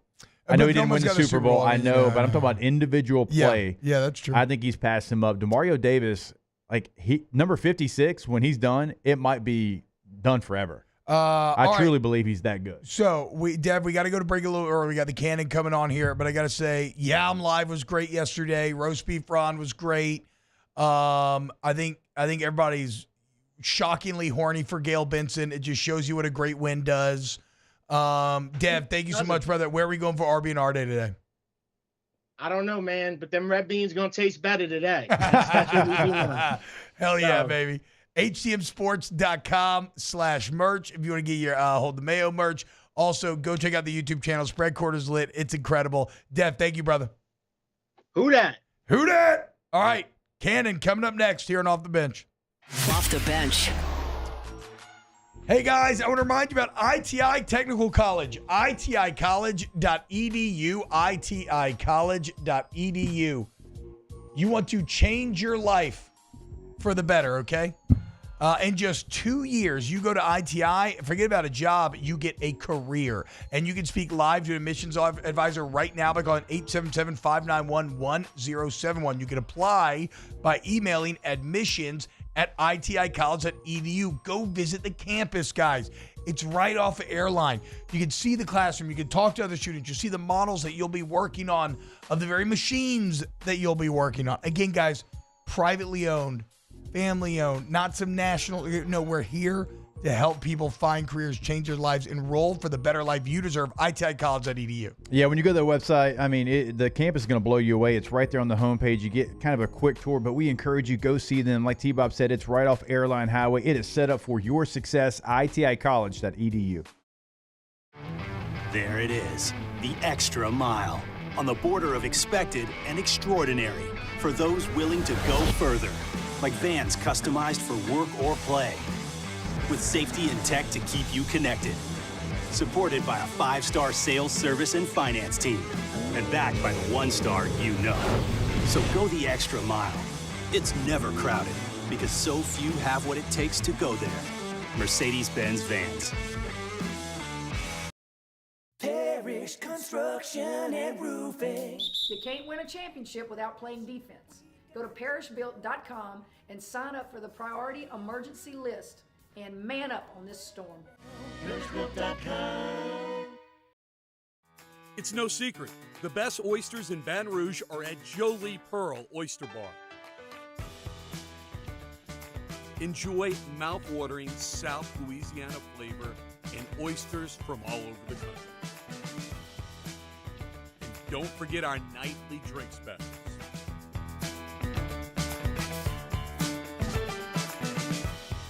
Jolie Pearl Oyster Bar, located in downtown Baton Rouge. Jerry and Benny Payne began Central Plumbing Company out of their driveway in Tanglewood Subdivision. 50 years later and 4 generations down the road, we continue to serve Baton Rouge and the surrounding areas for all of their plumbing needs. Residential, commercial, industrial, or hospitality, Central Plumbing is here 24/7, 365. We want to thank our customers, family, and friends for 50 years of success. And looking forward to 50 more. Gulf Coast Office Products is a nationally recognized Savin office equipment dealer based right here in Louisiana. Over 100 employees strong, Gulf Coast has the boots on the ground to support all vertical markets from education, engineering, legal, and finance. With the latest in office technology from desktop to production segment units, Gulf Coast and Savin have the perfect fit for you. Call 225-756-2644. That's 756-2644 for Gulf Coast Office Products. I've been doing business with Luba for 25 years. They're dependable, trustworthy. It's just the attention to detail with our clients. Our folks have years and years of experience. They're highly trained professionals. But many companies have that asset. What I'd like to think makes Luba a bit different is that we use those talents in a way that truly is dedicated to serving the needs of the folks who depend on us.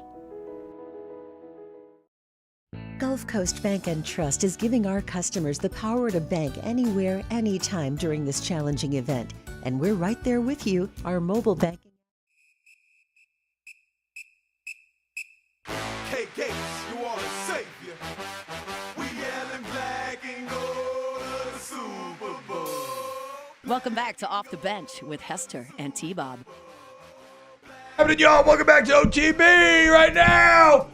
It's time to talk to the founding father of the Houdat Nation, and also my father, the man whose nuts I crawled out of 35 years ago. Dad, what's up? What's up? How about them cowgirls? I think I've taken to the woodshed. Oh, that was an ass whipping. I tell you what. I mean, you talk about get humbled. You don't think Alvin Kamara wants to play against a Coach Zimmer defense? You know, on Christmas Day, he had 6 touchdowns. He was with the Vikings. Yep. In 2 games, he had 10 touchdowns. No, it was unbelievable. I mean, I didn't even, you couldn't have had a better day. And I always describe it like this, that when you look at, it's always a great day, not only in the Gulf South, the Gulf Coast, that's who that nation country. It's always a great day when the Saints win and Dallas loses. The Cowgirls lose. Yep. But it's double whammy when you beat them. So that's 2 for 1. Are you kidding me? It couldn't have been any better. Went from the get-go. It wasn't like, oh, woulda, coulda, shoulda, this would have happened, that would have happened. You know, like South Carolina might built the woulda, coulda, shoulda against LSU. Yeah. But it wasn't no, LSU, the bottom line is they won. They all count the same. But are you kidding me? The Cowgirls and Dak Prescott, Jerry Jones and all, that was so humiliating. I mean, how can you even wear cowboy garb the rest of the year and go out in public? I mean, but people would torment you. I'm like, what? Talk about overrated prima donna team that they're not anything. They're not jack. And they might say, well, Bobby, why you don't like Dallas, or why you so? I said I like Dallas. I like the Rangers. I like the Mavericks. I like the Dallas Stars. I just don't like the Cowgirls. They might say, "What are you jealous because they put a whooping on you?" No, I should have been 4-0 and I was 3-1, and that's a fact. You can look it up. And then all I know is you say like, "Okay, what have you done for me lately?" I say that all the time. I don't know, Saints versus Dallas, 21st century. They've played 11 times, and the Saints have won 7. AT&T Stadium, Jerry World. See, y'all played there. Remember against University of Oregon, the big screen and all that? Yeah. They played 5 times. The Saints have won 3 there. So how can you talk smack if you're a Dallas fan right on our border? And what really gets to me is, listen, if you live in Louisiana, cheer for the Saints. I don't care if you're in Shreveport. If you're in Shreveport, I understand that Dallas is closer than New Orleans. Okay, I understand that. But you're in Louisiana. And it used to be always like maybe 20% like the Saints, 80% like Dallas. But all of a sudden, we got Drew Brees and Sean Payton. It's kind of 50-50 deal. So hopefully Jacob Hester is not a Cowgirl fan. He might be. No, he's not. He's a Saints fan. He was raised a Saints fan. I was raised a Saints fan. You're from Louisiana. Yeah, I agree wholeheartedly. Well, that's what I look at. You have, there's two kind of fans in Louisiana, also pro fans. There's people in Louisiana, and obviously you want to be associated with a winner, your grandpa and who introduced you to different things or your family. Like, they have people in Louisiana that cheer for the Steelers that never even been in the state of Pennsylvania. They haven't even been up there. Oh, I love the Steelers over the Saints. And cheer for the Steelers over the Saints. And the same thing now. You probably went to Texas a few times. But I'm like, if you went to visit Texas a few times, why not move there? You don't pay no state tax. So just move there and go vote for Dallas. And go cheer for Dallas. Hey, I'm off my soapbox I now. know you. Hey, I know you got to feel good about Derek Carr because you approach watching Saints football through the lens of a 15-year professional quarterback, right? We approach it a lot of times just looking at the results. So you're seeing good practice and everything. So it's got to feel validating now to watch that all play out during the actual games. Well, people hating on Derek Carr too much. People don't realize, I said, can he start this season? And hell yeah, he has. Can he start this season how he finished last year's season? True. You know who's the most accurate passer the last 5 games of the season last year, 5 or 6 games? Derek Carr. Yeah. You know who had the best touchdown-to-interception ratio? Derek Carr. Who's the number one offense right now, quarterback? Saints and Derek Carr. Look, hey, I said this. Jeff Duncan, this is a pick unit advocate. Jeff Duncan said, well, what do you predict the score? I said, I think this could be about the same. I don't know what we're going to do. I still think it might be the same thing, 9-8, but we off the 2-0 start. I said, if we can go 3-3, I have a lot of hope. Now I'm thinking more like 4-2. Yep. Boy, and you beat Atlanta and you beat Tampa Bay and you 3-0 in the NFC South. I mean, who doesn't love that scenario? That that you win your division and you get to host a playoff game like Tampa Bay and possibly win. You never know what can happen. But I look at right now, and I said this to Jeff Duncan, it might be the same song and dance, I think, like last year. But if they do these 3 things, and look where they're at right now. Look at scoring offense, scoring defense, and the turnover margin. Mm-hmm. Last year, the Saints were 3rd in the NFL with plus 11, and then you had a top 10 scoring offense and scoring defense. I said, how can you not win? Yeah. I said, if they do that again, they're going to win 10 games. They for sure are going to win 10 games if they do that. Like, for instance, right now they're plus 3 in the turnover margin. So you see, you're trending in the right direction. And look at Dallas last year. They were plus 10, we were plus 11. Look, 3 straight seasons, they won 12 games or more. Look at back-to-back games now. What they did in the playoffs, now you don't count it as a regular season, but the same Green Bay put the formula out there how you whip Dallas. They're scoffed. They're a bunch of wusses. You run right at them. Look at the points they've given up against Green Bay and the Saints.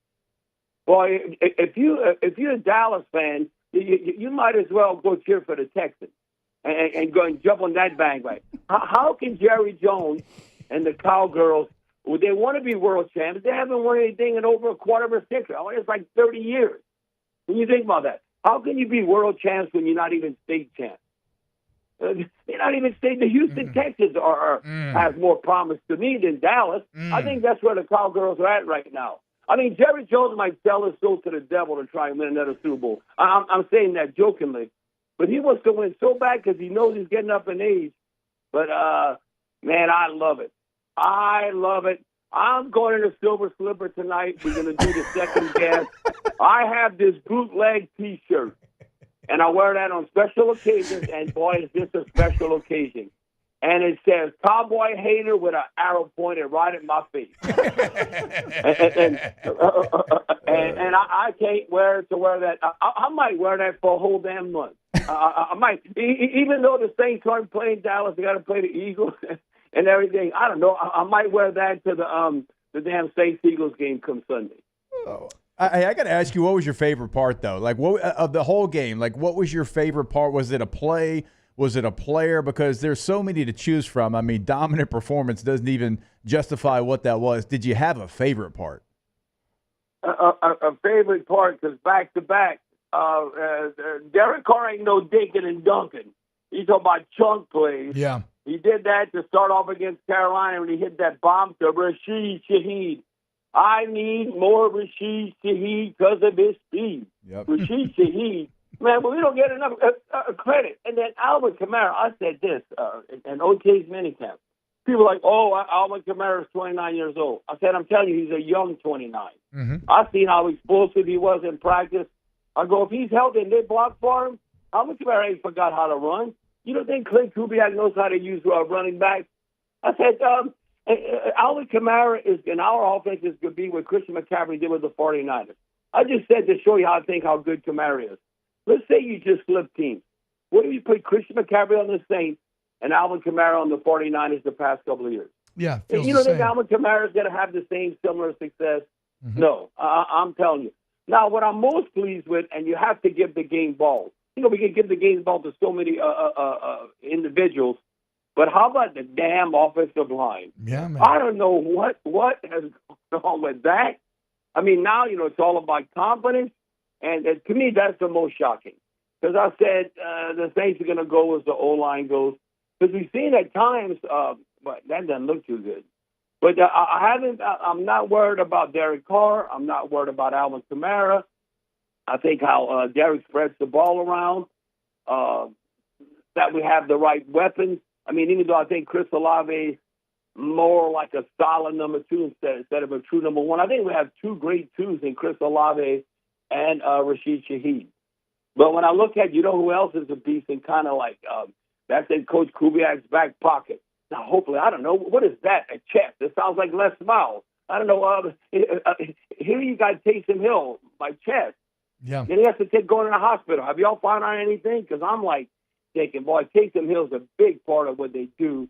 And they kind of like a different version of Deebo Samuel and all that. Yeah. But Clint Kubiak, doesn't he already? He's like a genius. But we're going to make him, for sure, some king, Grand Marshal, some Mardi Gras parade for sure right now. I mean, the way it's going with Clint Kubiak, yeah, unbelievable. So Kubiak's been unbelievable. I missed this Taysom Hill chest thing, but there's a tweet from Ed Werder from 30 minutes ago. Taysom Hill returned home to New Orleans last night on the Saints charter after being transported to the stadium to a hospital with a chest injury. Hill's scheduled for more imaging tests today, but at the moment, the team believes his injury is not overly serious. So, hopefully more precautionary than anything. No, Taysom Hill is that X factor. I say, less if Drew was more. I always say that with Drew Brees. You don't want to throw a party sometimes. No, look how many times. Look how efficient Derek Carr is. I'm telling you, I've been in those games. Can you go like 19 or 24 or something like that? Yeah. But when you look at Taysom Hill, I said Drew Brees, less if Drew is more. Well, I say more if Taysom is more. Give Taysom Hill the ball. What, he's 34 years of age. He's so strong. He's a freak of nature. And I'm like, hey, this sounds terrible. His mama don't want to hear this, but like run him into the ground. We're not saving him for nothing. He's 34 years old. Well, we got to use him. He should have, the touches. Instead of having a couple of handfuls of touches, like 10 to 12, I should be every game that should be at least 18 to 20. And then what he's been doing in the fullback position, again, the fullback for the 49ers, what's his name, Wycheck? Use check. Yeah, use check. He's a Pro Bowl, All-Pro, but that's what Taysom Hill's doing this offense at fullback. No, I'm telling you right now, but you know who don't get enough respect from a national perspective also, because Chase Young was sexy and coming in there. Carl Granderson. Yeah. Carl Granderson. We need to throw him love, who that nation. I mean, think about this. He's from Sacramento, California. Nobody wants him. He goes in Laramie, Wyoming, the middle of nowhere, to play for the Wyoming Cowboys. He ended up with a stack and a half quarterback hurry, 3 quarterback hurries, a tackle for loss, 5 tackles. And you know who else? Beast mode, SEC? Alante Taylor. Alante Taylor, back-to-back games, he leads the team in tackles. Tackle for loss. I mean, I'm telling you, the Saints are playing with a lot of confidence right now. Yeah. Now, it doesn't get easier. Everyone's going to be intrigued to who that nation to watch the Falcons, and tonight in the Eagles to see what comes about with that. What you need to cheer for, you need to cheer for the Eagles to beat Atlanta, obviously, because they start 0-2. and then the Saints to beat Philly next week. Yeah, and But, the Falcons have the Chiefs. It's not going to get week any 3. easier. Falcons have Chiefs Yeah, week I'm 3. not even worried about the Chiefs. You know, say, we're going to go undefeated. No. What we need to do, and in theory, if you're going to go 4-2. No, I'm saying I'm saying the Falcons have the Chiefs week 3. So if they lose tonight, they are staring 0-3 in the face. Like everything is on the line for Atlanta tonight. Now, All right. I don't know if you. I think Jacob might know. I don't know if you know. You know what the Saints are right now around. People don't want to believe, but we believe. Yeah, we believe. The Who Dat Nation, the Gulf Coast Saints. We believe. Who Dat? We're like the Rodney Dangerfield of the NFL. Yeah, He's like, no respect. Hey, what's up? You know? No. Hey, listen. People are just hating. They can't hate. They beat Carolina. Look at Carolina. Boy, you talk about the NFL rude awakening. How about Bryce Young? I know. Hold on. We have to go. You're not playing in Alabama with that supporting cast anymore. Oh my God, he looks like a little boy out there. I know. You are right. Obviously, we can talk to you all day. Love you. You're the man. Who Dat? Enjoy the slipper tonight. We'll talk to you later. Yes, Cowboy hater for life. That's it, baby. Cowboy hater. All right, when we get back, we'll close the show, OTB. Off the bench. Community Steel Company, CommunitySteelCo.com. All of your steel needs right there under one roof in Gonzales, Louisiana. Community Steel Company is the play, guys. You need purlin, tubing, roofing, sheet metal, trim, steel buildings, accessories, anything you need. It's all under one roof. It's all the best price. It's a live and local human sales team. No middlemen jacking up the number on the back end. Community Steel Company, CommunitySteelCo.com. Yeah, go to the website today, see what they can do for you. But also, man, go see them in Gonzales, Louisiana. They open up at 7 a.m. The showroom opens at 7 because they invite you to come in. They want you to come in so they can help you out today. And so you go to the website, CommunitySteelCo.com, top right corner of the website, click on Community Steel, pulls up exactly where they're located, and you can go see them. But also, if you're listening throughout the state of Louisiana, and for whatever reason you can't get to Gonzales, Louisiana today, remember, you can always pick up the phone, give them a call, let them know what you're looking for, right? It could be residential or commercial. And again, this is throughout the listening area in the state of Louisiana, and they are going to help you meet whatever need that you have. That phone number is 225-647-2020. And again, always online at CommunitySteelCo.com.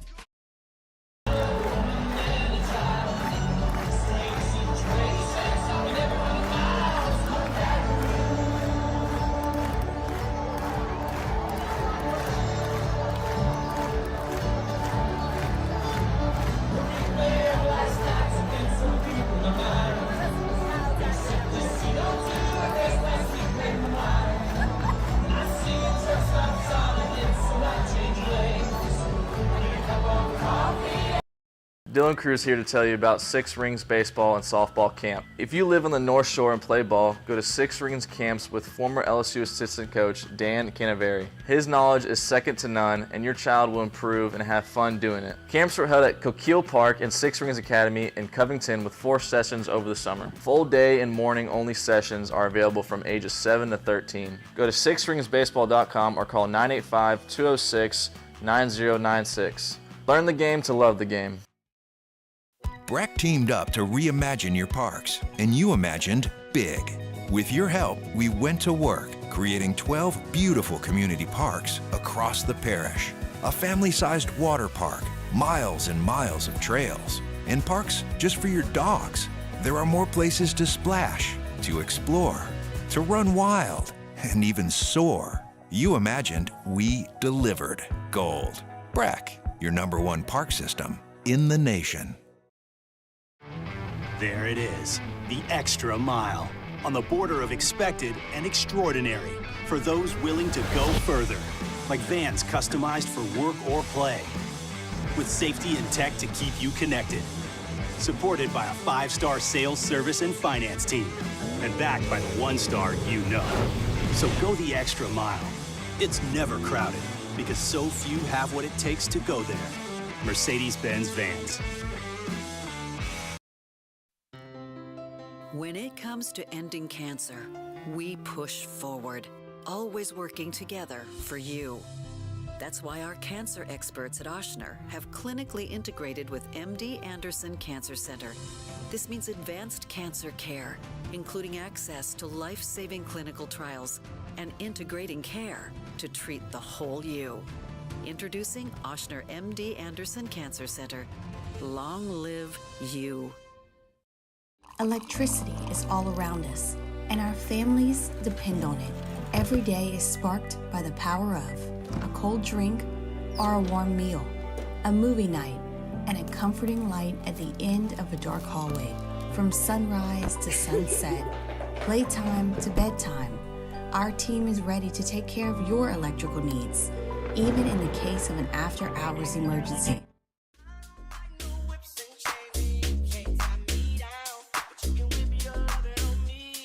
Welcome back to Off the Bench with Hester and T-Bob. What's happening, y'all? Welcome back. OTB. Brought to you by Ask the Bench. Cold Curse Life is here. I told you Blue Moonlight Sky Citrus Sweet. Remember, guys, or not remember, guys. Sorry that we're like up against it here, but you know, I had to let the cannon cook a little bit there, man. Yeah, it's been a minute since we've had the cannon on, man. You gotta let him. You gotta let him do what he does. He doesn't like to wake up early. Really? Does not like to wake up early, and he doesn't like doing anything not for money. So even for his son? Yeah. Wow. So okay. Well, I mean, look, a hustle's a hustle. I mean, I can Venmo him like $10. Yeah, I'll Venmo the Cajun Cannon every week. I'm not Venmoing. I'll give him a silver slipper gift card. Maybe I can convince him of a weekly. Yeah, we'll see. Lake says, "What is a serious father-son conversation like?" Mainly when it's us casually hanging out, we talk about football or history. Is pretty much it. Yeah. A lot of history talk. All right, we love you. Go Tigers. Who dat? Suck it, Taylor. Cowboys suck. You heard the cannon. Become a Texans fan. It's a better bet. Screw the Falcons. OTB tomorrow. Bolt up. Off the bench. Bolt up indeed. Get it up with Goodwood's Men's Sexual Wellness. YourGoodwood.com. Look, no more frustration. Okay, let's face it, guys. Sometimes things don't work the way they used to. Goodwood understands. We have effective treatments for ED, low T, and the things that actually get you back on track. What I love, too, it's a personalized approach, right? This is not just one size fits all. All of our needs are different. So Goodwood's experts personalize a plan to address your specific concerns and goals. It can be expensive, but not at Goodwood.